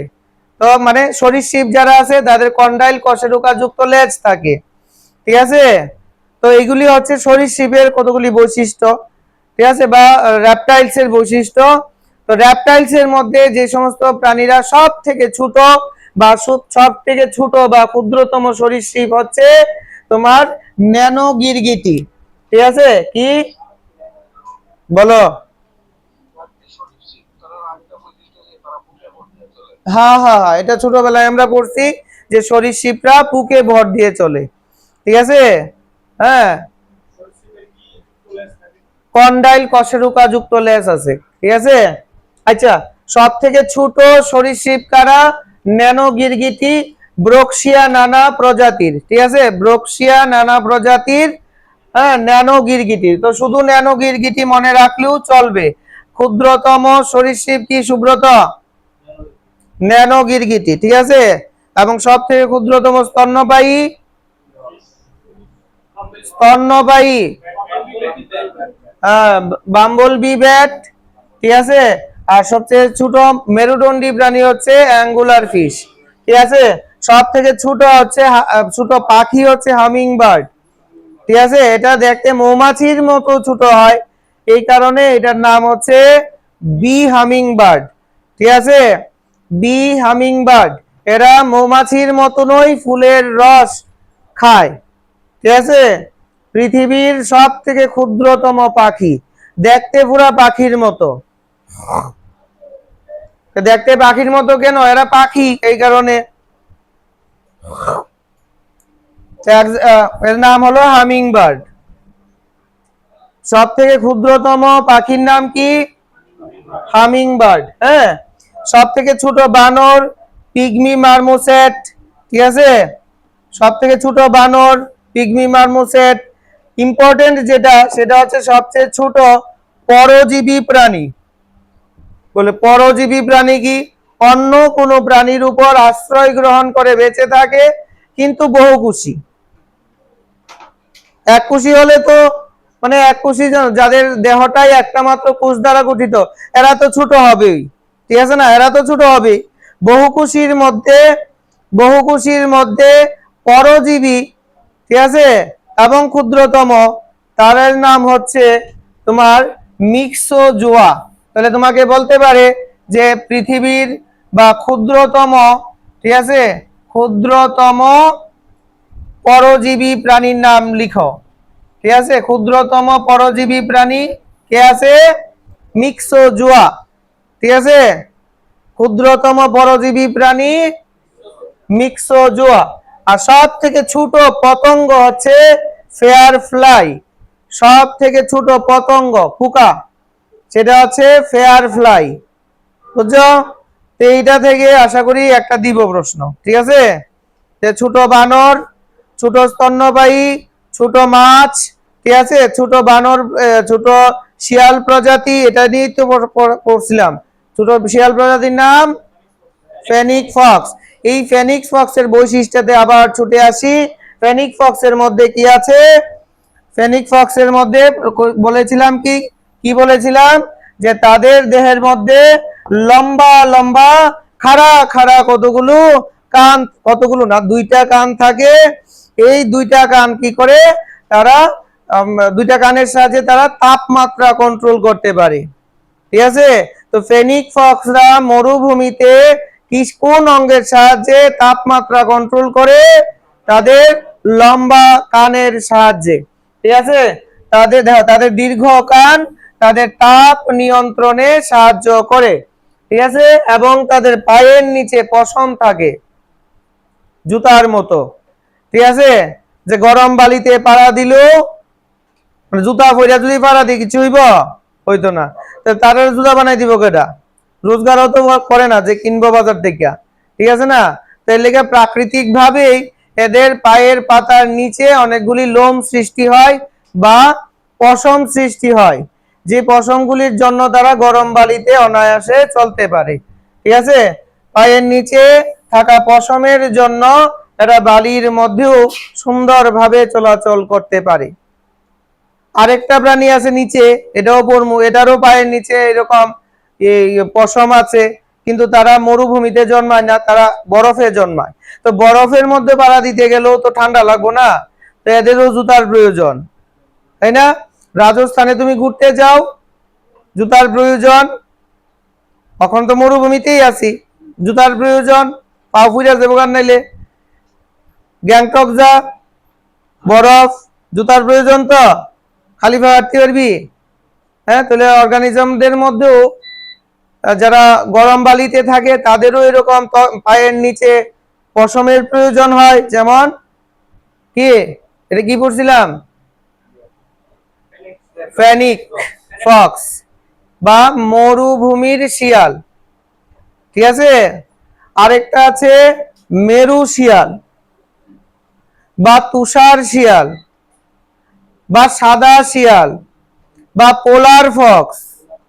ঠিক আছে, বুঝছো তো?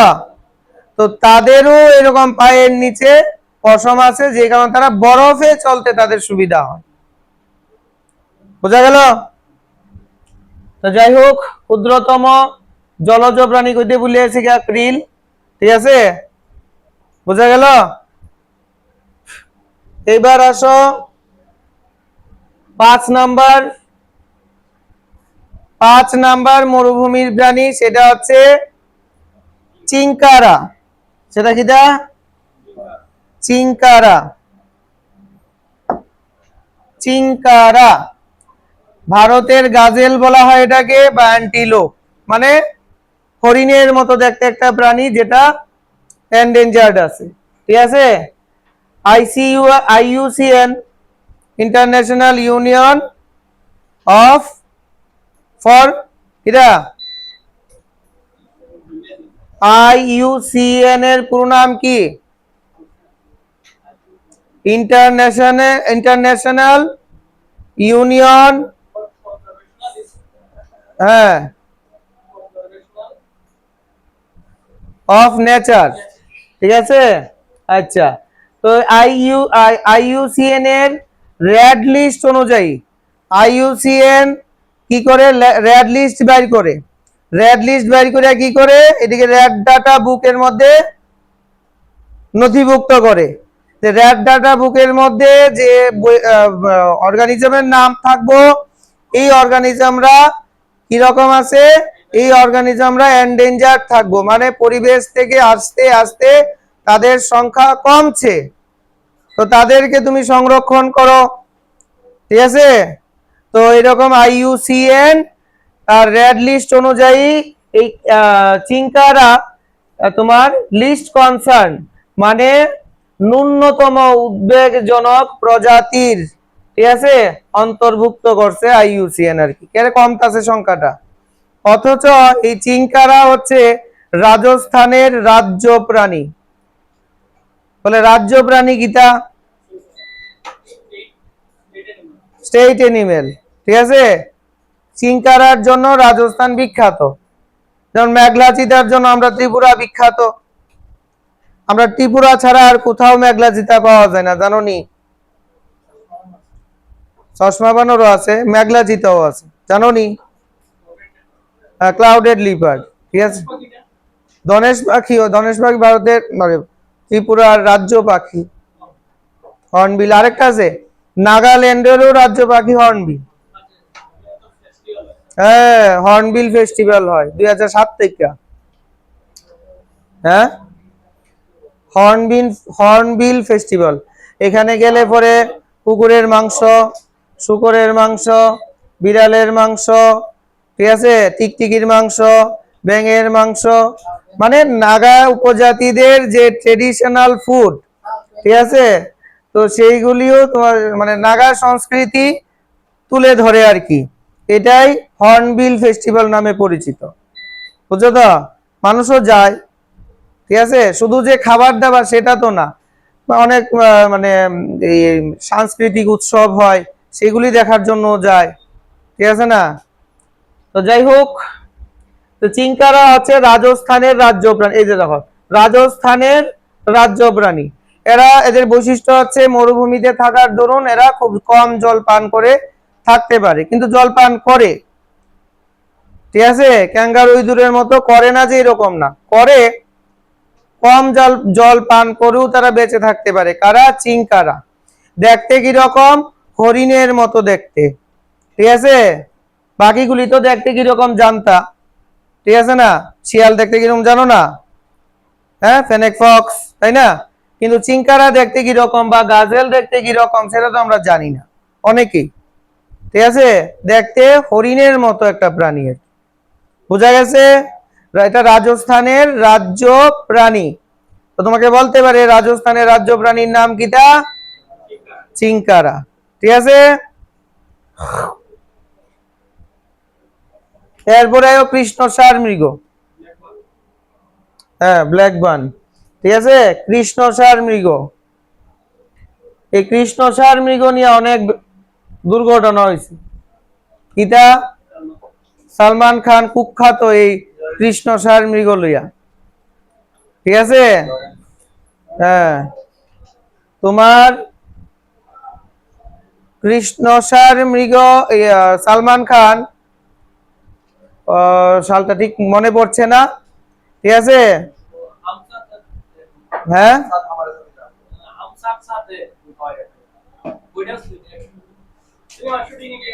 ও ঠিক আছে, কৃষ্ণসার মৃগ। এটার মধ্যে সালমান খানের নাম ঢুকে যায় গেলে, সালমান খান হলো এখানে কুখ্যাত, কলঙ্কিত, এত বড় একটা সেলিব্রিটি, তাই না? এরে কলঙ্কিত। এদিকে দেখো কৃষ্ণসার মৃগ, এটা খুব একটা দেখতে খুব সুন্দর একটা প্রাণী এবং এটা এন্ডেঞ্জার্ড স্পিসিস, ঠিক আছে। এটার মুচড়ানো শিং, ঠিক আছে, তার শিং গুলা কিরকম থাকে, মুচড়ানো থাকে, বুঝছো? তো দেখতে খুব সুন্দর। তার পেটটা থাকে সাদা, পিঠটা থাকে কালো, ঠিক আছে। তো দেখতে অপূর্ব সুন্দর, ঠিক আছে। এই আধ্যাত্মিক বা মাইথোলজিক্যাল দিক দিয়েও এই কৃষ্ণসার মৃগ তার গুরুত্ব অনেক আছে।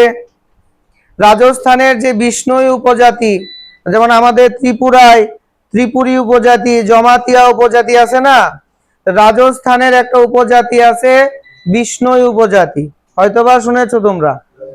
হ্যাঁ, আচ্ছা, তো এই বিষ্ণুই উপজাতি সম্প্রদায়ের মানুষেরা এই কৃষ্ণসার মৃগকে ভগবানের দূত হিসাবে তারা দেখে এবং তারা খুব সম্মানের ব্যাপার এটা।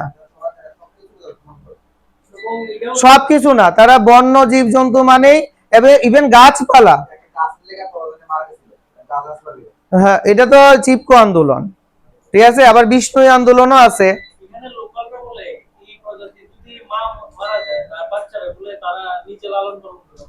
লালন পালন করন যায় না, ঠিক আছে।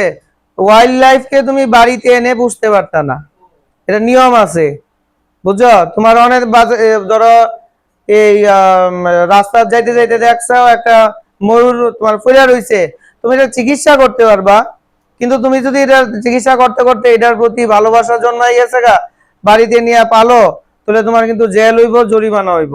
তোমার এটা চিকিৎসা করছো, ভালো কথা, এবার হ্যালো করো ফরেস্টারে, আইয়া লইয়া যাও, ঠিক আছে, বুঝছো তো?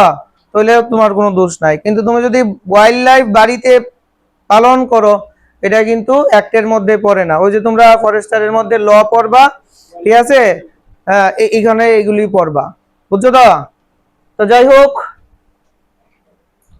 তো কৃষ্ণসার মৃগ এরকম ওই রাজস্থানের যোধপুর জেলায় একটা ফিল্মের শুটিং হওয়ার সময় আর সালমান খান কি করছে, একটা না দুইটা কৃষ্ণসার মৃগকে মারছে, ঠিক আছে।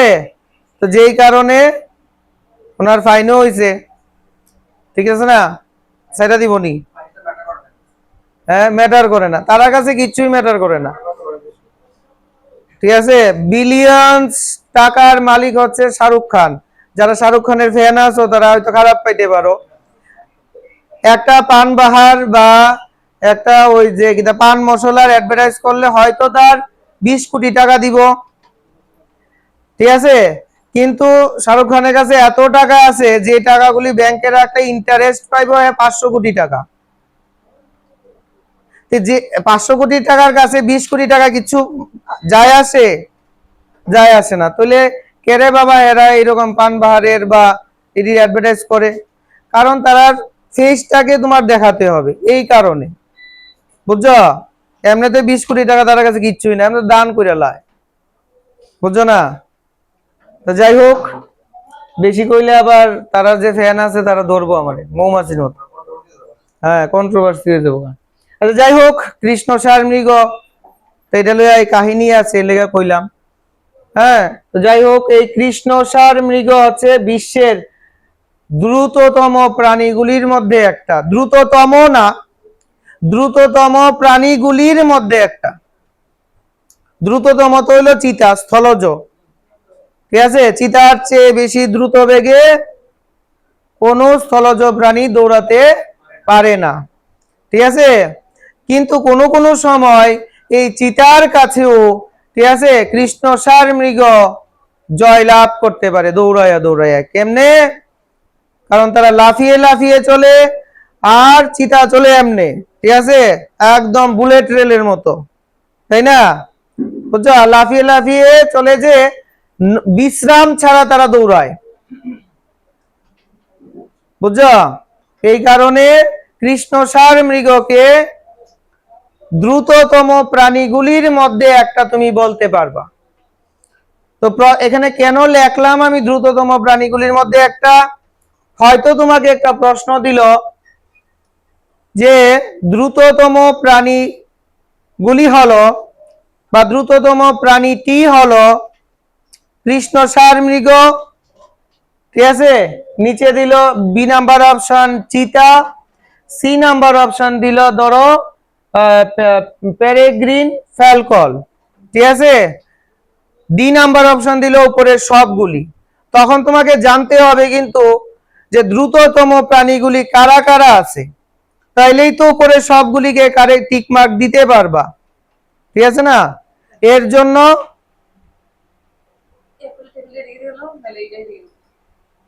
এদিকে দিলে লাগতো না, ওইব যদ্র চলবো। তাহলে তোমার কি বললাম, দ্রুততম প্রাণীগুলির নাম তোমাকে জানতে হবে। তো কৃষ্ণসার মৃগ বা ব্ল্যাক বেন তোমার হচ্ছে দ্রুততম স্থলজ প্রাণীর মধ্যে একটা। তাছাড়াও দ্রুততম প্রাণী, সব থেকে দ্রুততম প্রাণী স্থলজ দ্রুততম প্রাণীগুলির মধ্যে প্রথম হচ্ছে আমাদের চিতা, ঠিক আছে? চিতা দ্রুততম স্থলজ প্রাণী হচ্ছে চিতা, যে ঘন্টায় 120 কিলোমিটার বেগে দৌড়াইতে পারে। চিন্তা করিয়া দেখ, ঘন্টায় 120 কিলোমিটার। একটা গাড়ি যদি 100 কিলোমিটার বেগে বা ধরো 90 কিলোমিটার বেগে যাইতেছে, এই গাড়িটার স্পিড কতটুকু হবে? হ্যাঁ, বুঝছো তো? তাইলে চিতা তোমার ঘন্টায় সর্বোচ্চ 120 কিলোমিটার বেগে দৌড়াইতে পারে, বুঝছো? জলজ প্রাণী হিসাবে সেলফিশ হ্যাঁ দ্রুত বেগে দৌড়াইতে পারে, ঘন্টায় 100 কিলোমিটার বেগে সাঁতার কাটতে পারে। জলে কি দৌড়াইতে পারেনি? জলে তো সাঁতার কাটবে। সেলফিশ ঘন্টায় 100 কিলোমিটার বেগে সাঁতার কাটতে পারে, মানে জলজ প্রাণীদের মধ্যে প্রথম দ্রুততম প্রাণী হচ্ছে সেলফিশ। স্থলজ প্রাণীগুলির মধ্যে সব থেকে দ্রুততম প্রাণী হচ্ছে চিতা, ঠিক আছে? ক্লিয়ার? আরেকটা প্রাণী আছে, এটা আকাশে উড়ে বেড়ায়, পাখি, অনেক উপরে থাকে। যখন নিচে থাকা একটি প্রাণী কে খাইতে লাগবো আর শিকার করতে লাগবো, তো ততক্ষণ তাইতেইব, নাইলে উড়ে আইতে আইতে গায়েব হয়ে যাবো না। এর লেগে আকাশ থেকে, ঠিক আছে, যখন ডাইভ করে, এটাকে কি বলে? ডাইভ করা বলে নাকি? হ্যাঁ, সাঁতারুরা যখন উপর মঞ্চ থেকে এরকম জলে নামে, এটাকে কি কয়? ডাইভ করা, তাই না? উপর থেকে যখন নিচে নামে এটাকে ডাইভিং বলা হয়, বুঝছো? একটা পাখি আছে, পাখিটার নাম হচ্ছে পেরেগ্রিন ফ্যালকন, ঠিক আছে? সেটা অনেক উপরে থাকে, উপরে থাকার দরুন সে যখন নিচে শিকার দেখতে পায়, ডাইভিং করার সময় 389 কিলোমিটার পার ঘন্টা বেগে আসে। তো এর গতি দেখো কতটুকু হইব, বুঝছো তো? যাই হোক, তো যদি স্থলজ জলজ না বলে বিশ্বের দ্রুততম প্রাণী বললে আমরা পেরেগ্রিন ফ্যালকন বলবো। ডাইভ করার সময় 389 কিলোমিটার পার ঘন্টা বেগে ডাইভিং করে, ঠিক আছে? স্থলজ বললে চিতা বলবো, চিতাবাঘ, ঠিক আছে? শ্মশানের চিতা না, বুঝছো? আর জলজ প্রাণী বললে সেলফিশ, দ্রুততম। ক্লিয়ার? এইবার আসো কৃষ্ণসার মৃগ নিয়ে কথা। কৃষ্ণসার মৃগ হইল দ্রুততম প্রাণী, এর লেগে এই দ্রুততম প্রাণীদের একটু পরে নিলাম আর কি, ঠিক আছে? কৃষ্ণসার মৃগের মধ্যে পুরুষদের বেলায় মাথার মধ্যে মুচড়ানো শিং থাকে, যেটার জন্য এরা বিখ্যাত। ঠিক আছে, তো কোন প্রাণীদের মুচড়ানো বড় শিং থাকে? কৃষ্ণসার মৃগের। ঠিক আছে, পেটটা থাকে সাদা, পিঠটা থাকে কালো। ছোটবেলায় কবিতা বলছো নি, পেটটি সাদা পিঠটি কালো, ওই পাখিটি দেখতে ভালো, পড়ছিলা? পড়ছো না?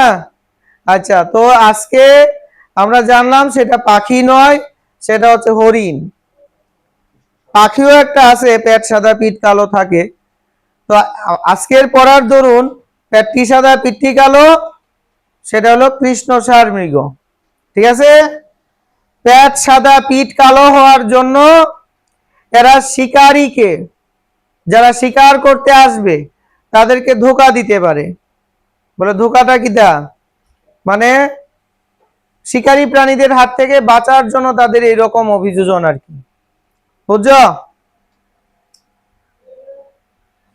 দেখো, পুরুষ কৃষ্ণসারের পিঠের দিক কালো, পেট এবং পায়ের ভেতরের দিক সাদা হয়, যা দূর থেকে শিকারীকে বিভ্রান্ত করে যে কোনটা পেট কোনটা পিঠ, ঠিক আছে না, কোনটা পা, কোন জায়গা গুলি করলে পরে এটা তাড়াতাড়ি মরে যাবো গা, ঠিক আছে না, বিভ্রান্ত সৃষ্টি হয়।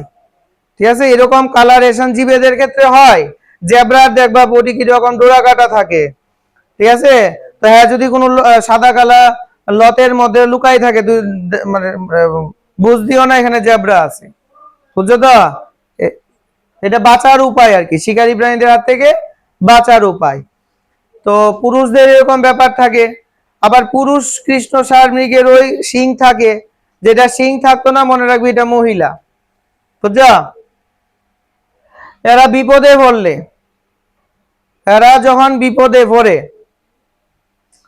প্রাণীদের মধ্যে অনেক ইন্টারেস্টিং বৈশিষ্ট্য আছে, ক্লাস করলে শেষ হইতো না। ঠিক আছে, এরা যখন বিপদ দেখে বা শিকারি আইছে বা বাঘ আইছে এরকম লক্ষ্য করে, তখন এরা যে ঝুন্ড থাকে একসঙ্গে চলে, সবাই মিলে এক লগে লাফাইতে থাকে, বুঝছো? তো সবাই মিলে এক লগে লাফাইতে থাকলে শিকারী প্রাণীতে মানে শিকার যারা করতে আসবে এরাও ভয় পেয়ে যাবো গা, ঠিক আছে না, বুঝছো তো? এটারে বলা হয় স্টোটিং। এটারে কি বলে? স্টোটিং। একসঙ্গে একসঙ্গে, ঠিক আছে, লাফ দেওয়া, এটাকে বলা হয় স্টোটিং। ঠিক আছে, বিপদে পড়লে এরা একসাথে চার পা সোজা কইরা চার পা সহ লাফ দিয়া যায়। ঠিক আছে, এটারে কয় স্টোটিং। ঠিক আছে, পুরুষ কৃষ্ণসারের লম্বা পেঁচানো মুচড়ানো শিং থাকে, এটা তো কইছি হই। এইরকম প্রাণীদের অনেক বৈশিষ্ট্য আছে, যেমন জ্যাব্রা, সরি জিরাফ। জিরাফ তার অনেক বড় গলা, লম্বা গলার জন্য বিখ্যাত। ঠিক আছে, এর যখন বাচ্চা হয় হে বাচ্চাকে লগে লগে লাথি মারে, এমন লাথি হচ্ছে জ্যাব্রার লাথি, মানুষ খেলে মানুষ বাঁচত না। ঠিক আছে, তো এরকম নতুন জন্ম হওয়া বাচ্চাটাকে এরকম লাথি দেয়। ওই বাচ্চা জন্মাইছে, এটা দুধ পান করবে, কেননা এটা তো স্তন্যপায়ী প্রাণী না, এরা দুধ না দিয়া এরা কি করবো, লাথি দিব। তো অনেক দূরে গিয়া ফুটবলের মতো পড়ব, এটা আবার ক্যাগলাইতে ম্যাগলাইতে উঠতে, নতুন জন্ম হয়েছে, এটা কি হাঁটতে পারবো নি, মানে আস্তে আস্তে হাঁটা শিক্ষা, তারপর মার কাছে আইছে, মেয়ে করছে, মা কি দিছে আবার লাথি। ঠিক আছে, আরো দূরে গিয়ে পড়ছে, এবার আস্তে আস্তে দৌড়ে, আস্তে আস্তে একটু গতিটা বাড়াইয়া দৌড়াইতে দৌড়াইতে আই, মেয়ে দুধ দাও। ঠিক আছে, মা দিয়ে আবার লাথি, আরো দূরে যায়।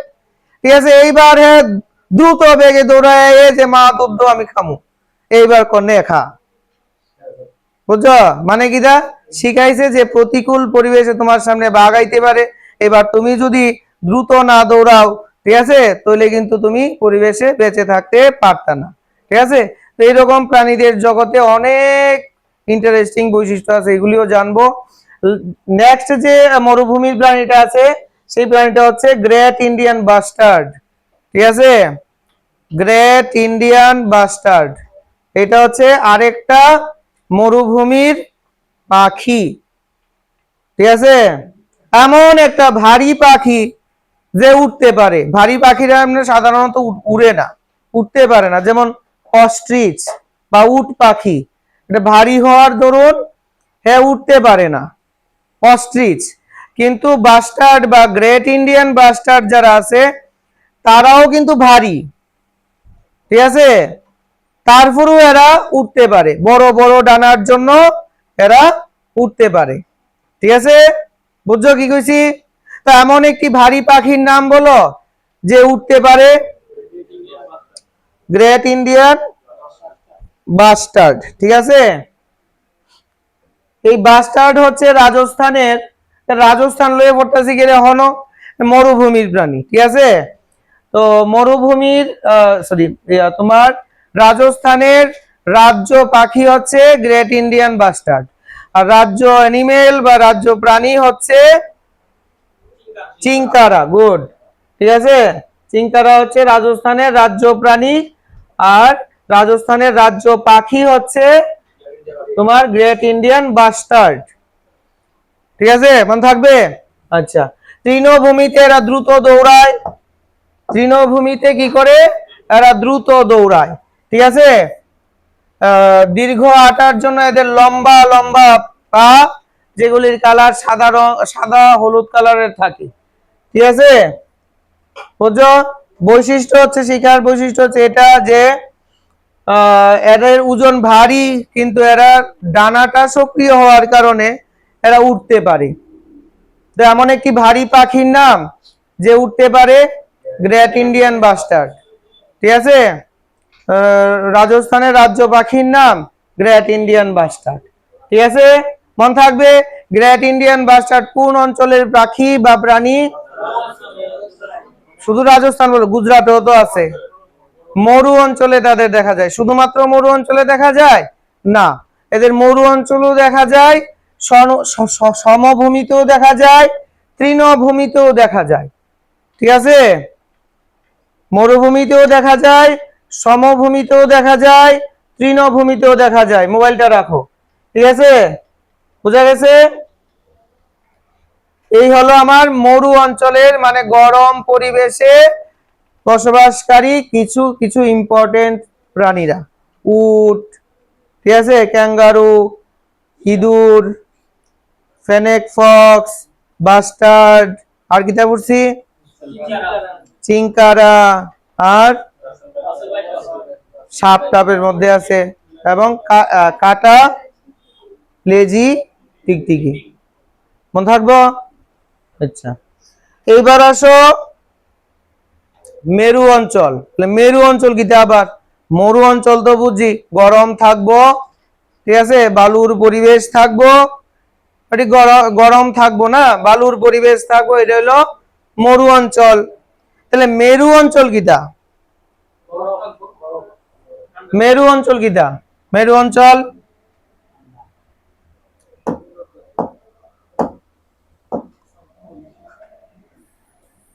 পৃথিবীতে এরকম চতুর্ভুজাকার, তাই তো?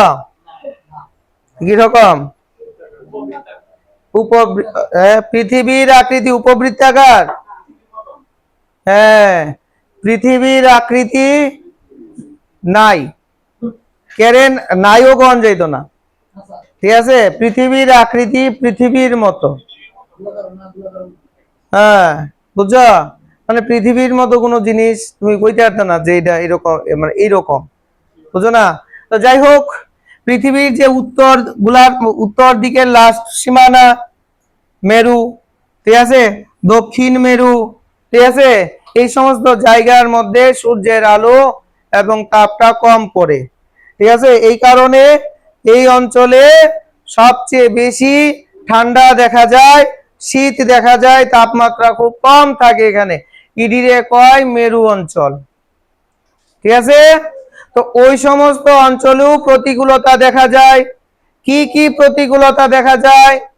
প্রচন্ড ঠান্ডা পরিবেশ, -70°C, ঠিক আছে, -90°C, -45°C, বাঁচতে পারবি? হ্যাঁ, জল খাইতে যাবি, জল হয়ে যাবে বরফ, কেমনে? হ্যাঁ, ইগলু। ইগলু চিনস নাকি দা সুব্রত? হ্যাঁ। আচ্ছা, যাই হোক, এই সমস্ত অঞ্চলে প্রচন্ড ঠান্ডা। তো ঠান্ডাটাও কিনা একটা পরিবেশীয় প্রতিকূলতা, ঠিক আছে? তো ওই পরিবেশীয় প্রতিকূলতাকে কাটিয়ে যারা বেঁচে থাকে তো তাদের নিয়ে আমরা পড়বো, ঠিক আছে? যেমন পোলার বিয়ার, ঠিক আছে? পোলার বিয়ার কিনা মেরু ভাল্লুক বা সাদা ভাল্লুক, ঠিক আছে? বুঝছো? তাহলে মেরু বা ঠান্ডা অঞ্চলের ফনা, এক নাম্বার কিতা আছে ভাল্লুক।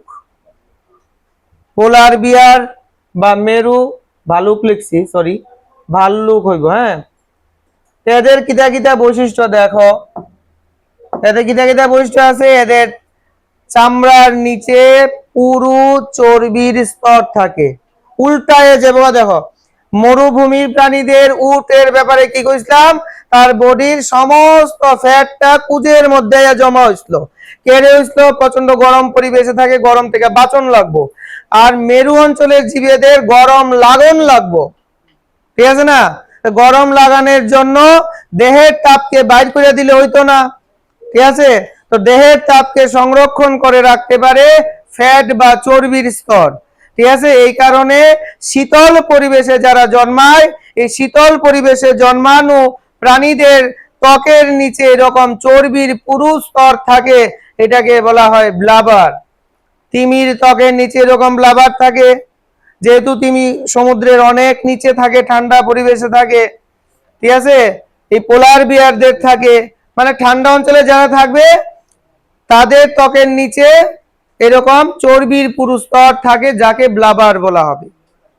পেঙ্গুইনেরও থাকবে, শীতল পরিবেশে যারা থাকবে সবারই আছে। শুকর, মানে শুকর তো আমরা এখানে না পালি, শুকরও কিন্তু ঠান্ডা পরিবেশের প্রাণী, আমরা জোর করে এখানে আনছি পালনের লাগিয়া। কেড়ে ফেঁকো থাকতে ভালো ভাই, এরা কিন্তু আগে ফেঁকো খাটাইছে আসতো না, এখানে হয়েছে পরে খাটাইছে হয়ে গেছে। কেড়ে ত্রিপুরা হচ্ছে একটা ট্রপিক্যাল জোন, তাই না? মানে উষ্ণমন্ডলীয় অঞ্চল, গরম বেশি এখানে। হ্যাঁ, ঠান্ডা অঞ্চলের প্রাণী, হ্যাঁ রে আমরা খাওয়ানোর লেগে এখানে না পালি। এরা কি এত গরম সহ্য করতে পারে?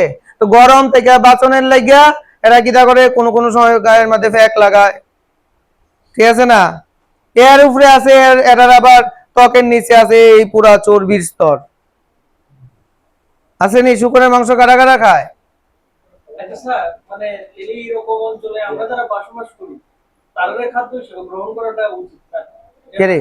মানে অতিরিক্ত গরম হইতে পারে না।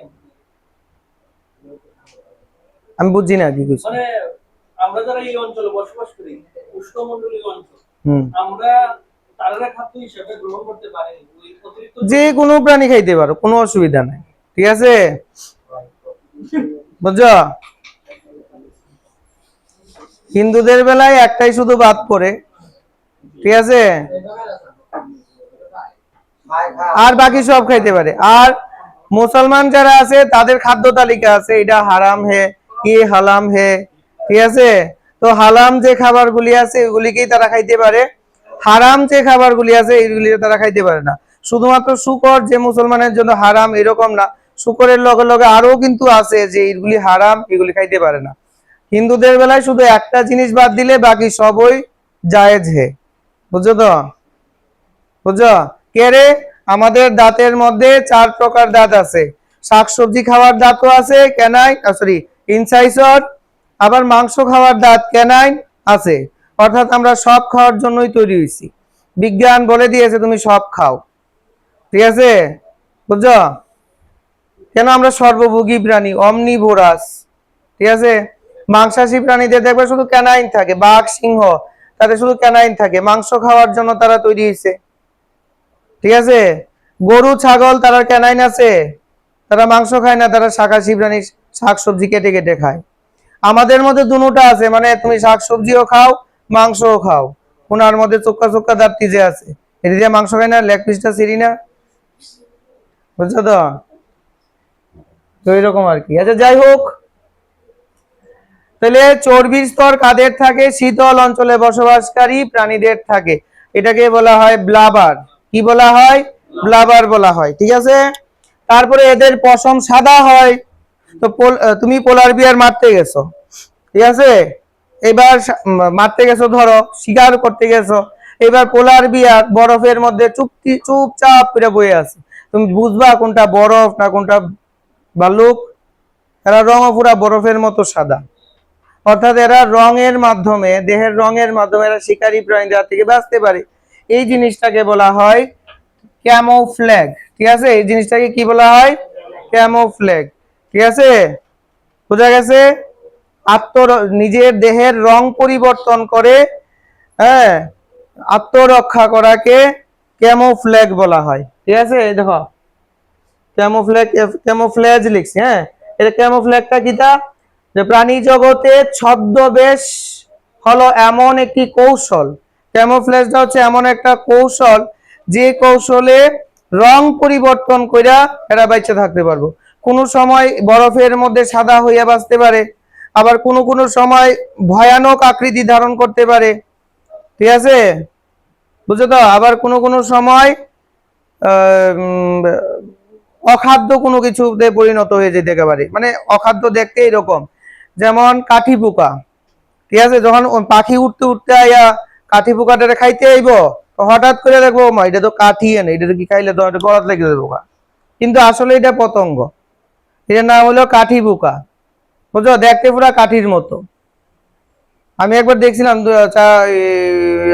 2-3 মাস আগেই দেখছিলাম। হ্যাঁ, ধান খেতে। আচ্ছা, তাহলে কাঠি পোকা, হ্যাঁ, দেখতে পুরা কাঠির মতো, শুকনা কাঠির মতো, বুঝছো, কিন্তু আসলে এটা পোকা। কেন এইরকম হয়েছে তার দেহের আকারটা? ওই শিকারী প্রাণীদের হাত থেকে বাঁচনের জন্য। ঠিক আছে, তারপর তোমার কালিমা প্রজাপতি, জয়মা কালী না, এটার নাম কালিমা প্রজাপতি। হ্যাঁ, কালিমা প্রজাপতি। ঠিক আছে, তো এটা দেখতে শুকনা পাতার মতো। শুকনা পাতা একটা ধরতে গেলি, হ্যাঁ উড়ে যেতে তো মা, এটা কিটা? এটা হইলো একটা প্রজাপতি, শুকনা পাতার মতো হয়ে থাকে। ওইটাও শিকারী প্রাণীদের হাত থেকে বাঁচনের লেগা। পাখিরা দেখে বুঝতো না যে এটা পাতা না প্রজাপতি, খাইতে পারতো না, বুঝছো না? এই যে আত্মরক্ষা করার কৌশল, রং পরিবর্তন করেছিল, ঠিক আছে, বুঝছো তো? এটারে বলা হয় ক্যামোফ্লেজ বা ছদ্মবেশ। ঠিক আছে, বলো বলো।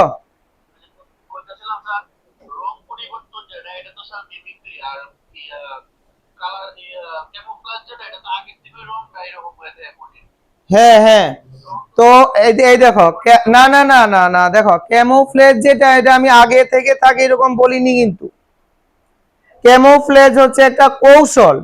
এটা আগে থেকেও থাকতে পারে, আবার মিমিক্রির মতো হঠাৎ করেও হতে পারে। যেমন জেব্রার ক্যামোফ্লেজটা হচ্ছে কি রকম, তাদের দোড়াকাটা দাগ। মেঘলা চিতার তার দেহের বর্ণ, ঠিক আছে, বোলার বিয়ার তার দেহের বর্ণ এরকম হয়েছে বেঁচে থাকার জন্য, বেঁচে থাকার কৌশল, এটাও ক্যামোফ্লেজ। আবার বিভিন্ন ক্যামেলিয়ন, গিরগিটি, তারা কি করে দেহের রং পরিবর্তন করে লায় পরিবেশ অনুযায়ী। ঠিক আছে, তারপর তোমার অ্যান্টার্কটিক একটা ফক্স আছে, ওই যে কইছিলাম আগে, অ্যান্টার্কটিক ফক্স বা তোমার রেইনডিয়ার। হ্যাঁ, রেইনডিয়ার, তো তারা কি করে, শীতকালে তারা সাদা থাকে, আর গ্রীষ্মকালে তারা একটু এলুইশ হয়ে যায়গা, একটু হলুদ হলুদ হয়ে যায়গা বা বাদামি হয়ে যায়গা। ঠিক আছে, তাহলে এরা তো দেহের বর্ণ পরিবর্তন করছে। ঠিক আছে, তো ওইটাও ক্যামোফ্লেজ, ওই মানে আত্মরক্ষার কৌশল, মানে ক্যামোফ্লেজ। এটা হতে পারে মিমিক্রি বা অনুকরণ, সেটা অন্য কোনো বিষাক্ত প্রাণীর মতো হতে পারে। ঠিক আছে, সেটা অন্য কোনো মানে অখাদ্য কোনো কিছুর মতো আকৃতি ধারণ করাও হতে পারে। এটাকে অনুকরণ বা মিমিক্রি বলা হয়। এটাও আত্মরক্ষার কৌশল। আত্মরক্ষার কৌশল মানেই হচ্ছে ক্যামোফ্লেজ। ঠিক আছে, এবার এটা কালারেশনের মাধ্যমে হতে পারে, আবার অনুকরণে বা মিমিক্রির মাধ্যমেও হতে পারে। ঠিক আছে, আচ্ছা, তো এটা দেখো আছে লেখা থাকবো। তাহলে ব্লাবার দেহের রং সাদা হওয়ার মাধ্যমে এরা ক্যামোফ্লেজ করে, মানে আত্মরক্ষা করে। ঠিক আছে, কি এদের ব্লাবার থাকে, 2 নাম্বার ক্যামোফ্লেজের মাধ্যমে এরা আত্মরক্ষা করে, মানে দেহের বর্ণের মাধ্যমে আর কি, ঠিক আছে না? আচ্ছা, আর কিটা আছে? তো এরা হচ্ছে তোমার কি পোলার বিয়ারের বৈশিষ্ট্য এটা, ঠিক আছে? যদি বলে পোলার বিয়ার মেরু অঞ্চলের প্রাণী না মরু অঞ্চলের প্রাণী? ক্যামোফ্লেজ কার বৈশিষ্ট্য? শুধু কি পোলার বিয়ারের? পোলার বিয়ারের লগে লগে আরো অনেক প্রাণীর নাম দেখো এখানে লিখছি, ঠিক আছে? মোটামুটি কয়েকটা প্রাণীর নাম লিখছি, আরো আছে গিরগিটি, জেব্রা, চিতাবাঘ, কাঠি পোকা, কালিমা প্রজাপতি, আর্কটিক ডিয়ার, ঠিক আছে? তো এখানে যদি 3টা দিয়া নিচের সবগুলি দেয় তাহলে সবগুলি ক্যামোফ্লেজ করে, এর লেগে তোমরা এই সব জেনে রাখবা, ঠিক আছে? গিরগিটি রং পরিবর্তন করে, কালার চেঞ্জ করে তার আত্মরক্ষা করে। জেব্রা তার দেহের স্থায়ী ওই প্রকৃতি কিরকম ডোরা কাটা, এর মাধ্যমে তারা বেঁচে থাকতে পারে, কালারেশন বলা এটাকে, তো এটার মাধ্যমে সে বেঁচে থাকে। চিতাবাঘও সেইমই, ঠিক আছে? তো এটাও একটা ক্যামোফ্লেজ, ঠিক আছে? কাঠি পোকা কাঠির মতো দেখতে হয়েছে, অখাদ্য বস্তুর মতো, ঠিক আছে? মিমিক্রি, তবে এটা ক্যামোফ্লেজ। হ্যাঁ, কালিমা প্রজাপতি শুকনো পাতার মতো। আর্কটিক ডিয়ার শীতকালে সাদা, গ্রীষ্মকালে বাদামি। সেইমই অর্গানিক জিনিসটা, মানে সেইমই প্রাণীটা শীতকালে সাদা, গ্রীষ্মকালে আইলে হ্যাঁ কি হয়ে যাবো গা, বাদামি হয়ে যাবো গা। এটি হইলো ক্যামোফ্লেজ, ঠিক আছে? এরপর আসো পেঙ্গুইন। পেঙ্গুইন চিনো তো? মেরু অঞ্চলে থাকে না? আচ্ছা, বেশিরভাগ ক্ষেত্রে দক্ষিণ মেরুতে দেখা যায়, পৃথিবীর দক্ষিণ মেরুতে পেঙ্গুইন বেশি দেখা যায়। আর যাই হোক, পেঙ্গুইনরা একসঙ্গে গাদাগাদি করে থাকে। শীতকালে দেখবে আমরা এক লগে ঘুমাইতে বেশি ভালোবাসি, ঠিক না? 4জন 5জন বন্ধু যদি এক লগে ওই, ঠিক আছে, তো হোটেলে গেলে ওই এক রুমেই ঘুমামুনে, হ্যাঁ, ঠিক আছে না? কেরে এক লগে গাদাগাদি করে থাকলে একটা কাঁথা দিয়েই কাজ হয়ে যাবো গা, ঠান্ডা লাগতো না, তাই না? আর গরমকাল হইলে ওই আমার লাগে যদি একটা বিছনা ওই একটা হই, ঠিক আছে, ডাবল বেড, তারপরে আমি একলা ঘুমাবো। এটা গরমকাল, ঠিক আছে না? আরেকটা শরীর লাগলোই, গরম লাগবো, ঠিক আছে না? তাইলে পেঙ্গুইনরা এক লগে গাদাগাদি করে থাকে। কেন থাকে? কেন? ঠান্ডা পরিবেশে থাকে তো, হ্যাঁ, তো তাপ মানে বেশি পাওয়ার জন্য তারা একসঙ্গে গাদাগাদি করে থাকে, যাতে তাদের দেহের তাপটা বজায় থাকে। ক্লিয়ার? আর কিটা আছে? এদের ডানা সাঁতারের জন্য ফ্লিপারে পরিণত। ফ্লিপার মানে কি, তাদের ওই দেহের উপরে দিকে যে এরকম ছোট ছোট দুইটা ইয়ে আছে না, এটির এমনি এমনি লড়াইতে থাকে, পেঙ্গুইন দেখছো না? হ্যাঁ, এটিরে কয় ফ্লিপার। জলে যখন এরা পড়ে জায়গায় এটি দিয়ে এমনি এমনি সাঁতার কাটে, আর নিচে টিটো বা ওই, হ্যাঁ, এটারও কিন্তু পেটটা সাদা, পিঠটি কালো। পেঙ্গুইনেরও কিন্তু পেটটা সাদা, পিঠটি কালো, ঠিক আছে? হাঁটানোর সময় আমরা পিঠটা দেখতে পারি, কিন্তু যেই তুই গুলি করতে যাবি এমনি চিত্রে ফিরে যাবো সাদা বরফের মধ্যে, তুই বুঝতেই পারতি না কোনটা বরফ কোনটা পেঙ্গুইন, বুঝছো তো? তো এটা হলো, এটাও কিন্তু একটা ক্যামোফ্লেজ হই, ঠিক আছে? আচ্ছা, শীতল নিদ্রা বা হাইবারনেশন, এটা কিন্তু আবার অতিরিক্ত ঠান্ডা হলে এরা তাদের বিপাক প্রক্রিয়াটা কমায় লায়। যেমন শীতকালে আমরা ঘরে টিকটিকি দেখতে পাইনি, বেশি দেখতে পাইনি, গরমকালের মতো পাই না। ব্যাঙ দেখতে পাইনি, পাই না। কেরে? তারা তাদের দেহের তাপকে কন্ট্রোল করতে পারে না, এর লেগে শীতকালে তারা নিশ্চল অবস্থায়, যে চলাচল করলেই তো শক্তির প্রয়োজন হবে, শক্তির প্রয়োজন হলেই খাদ্যের প্রয়োজন হবে, আর খাদ্যের প্রয়োজন হলেই বাইরে বাইরেতে হইব, আর বাইরে তো আছে ঠান্ডা, ঠান্ডায় বাইরে হইলে তো মরে যাইব। এর লেগে শীতকালে এই সমস্ত প্রাণীরা একদম নিশ্চল অবস্থায় গর্তের মধ্যে বয়ে থাকে, দেখলে পরে মনে হইব মরে গেছে গা, একদম শ্বাস হস্তে নেয়, বুঝছো? এইটারে কয় শীত ঘুম বা হাইবারনেশন, শীতকালে নিশ্চল অবস্থায় মুখ পড়ে থাকা, ঠিক আছে? এটারে কয় হাইবারনেশন। আমাদের পেঙ্গুইনের মধ্যেও এরকম হয়, ভাল্লুকের মধ্যেও হয়, ব্যাটের মধ্যেও হয়, ঠিক আছে, যারা শীত প্রধান দেশে থাকে, ম্যাক্সিমাম যখন শীত প্রধান দেশে যখন শীতকাল আসে তখন তো আরো শীত, ঠিক আছে না, তখন তারা এরকম হাইবারনেশনে চলে যায়, বুঝছো? আচ্ছা, এইবার হচ্ছে আর্কটিক ফক্স। ফক্স মানে তো মামা, কি ফক্স মানে মামা? মামা শুনলে কিন্তু বিটা দিব। ফক্স মানে মামা নি, শিয়াল, শিয়াল মামা। আচ্ছা, যাই হোক, আর্কটিক ফক্স যেটা সাদা কালার হওয়ার জন্য এটা সাদা ফক্স বলা হয়, বা তার লেজটা একদম কম্বলের মতো থাকে, তুষারের মতো থাকে, বড় মোটা, এলিগা এটা তুষার শিয়ালও বলা হয়। এটা লেজের জন্য এটা সুন্দর, এটা লেজটা মোটা একদম কম্বলের মতো। হ্যাঁ, আচ্ছা, যাই হোক, এটারও ব্লাবার থাকে, ঘন সাদা লোম থাকে, যেটা তাদের ঠান্ডার হাত থেকে বাঁচায়।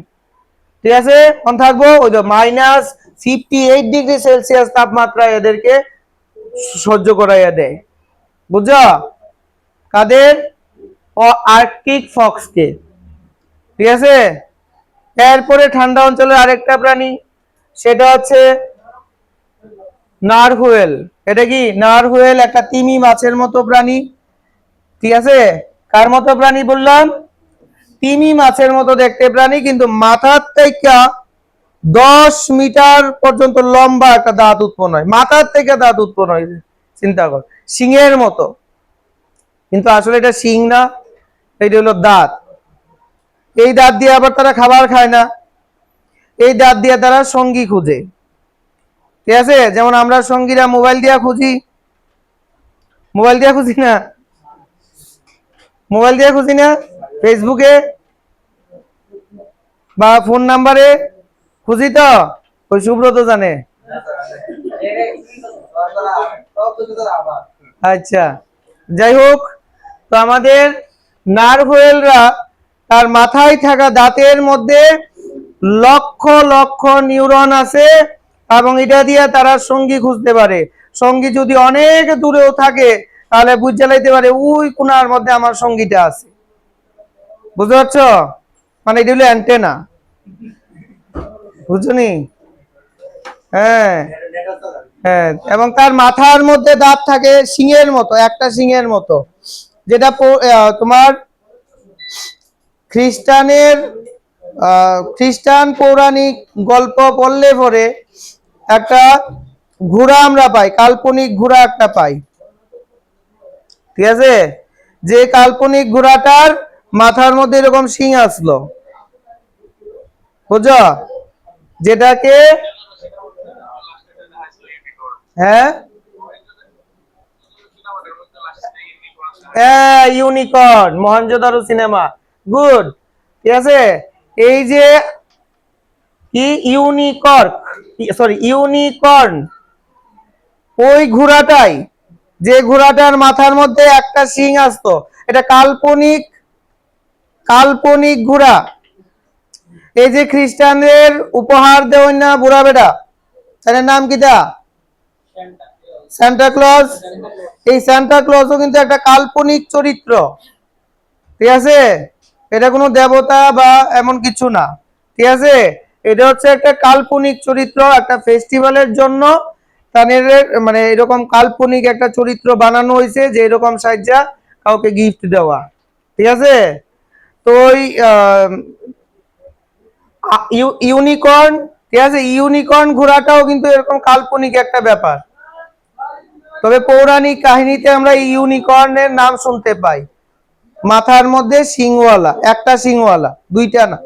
ঠিক আছে, তো আমার এমন একটা ঘোড়া, এমন একটা তিমি মাছ, নারহুয়েল, এমন একটা তিমি মাছ যার মাথার মধ্যে 1-2 মিটার না, 10 মিটারের মতো লম্বা একটা দাঁত আছে। ঠিক আছে, দেখতে সিংহের মতো নয়, তাহলে এটাকে আমরা সমুদ্রের বা জলের ইউনিকর্ন বলতে পারি। ঠিক আছে, শেষ। তাহলে সমুদ্রের ইউনিকর্ন কাকে বলা হয়? সমুদ্রের ইউনিকর্ন বলা হয় নারহুয়েলকে। মরু অঞ্চলের না মেরু অঞ্চলের? মেরু অঞ্চলের, গুড। ঠিক আছে, সরি 10 মিটার না, আমি ভুল কইছি, 10 ফুট লম্বা। 10 ফুট আর 10 মিটার তো এক না। ঠিক আছে, তারপরে রেইনডিয়ার।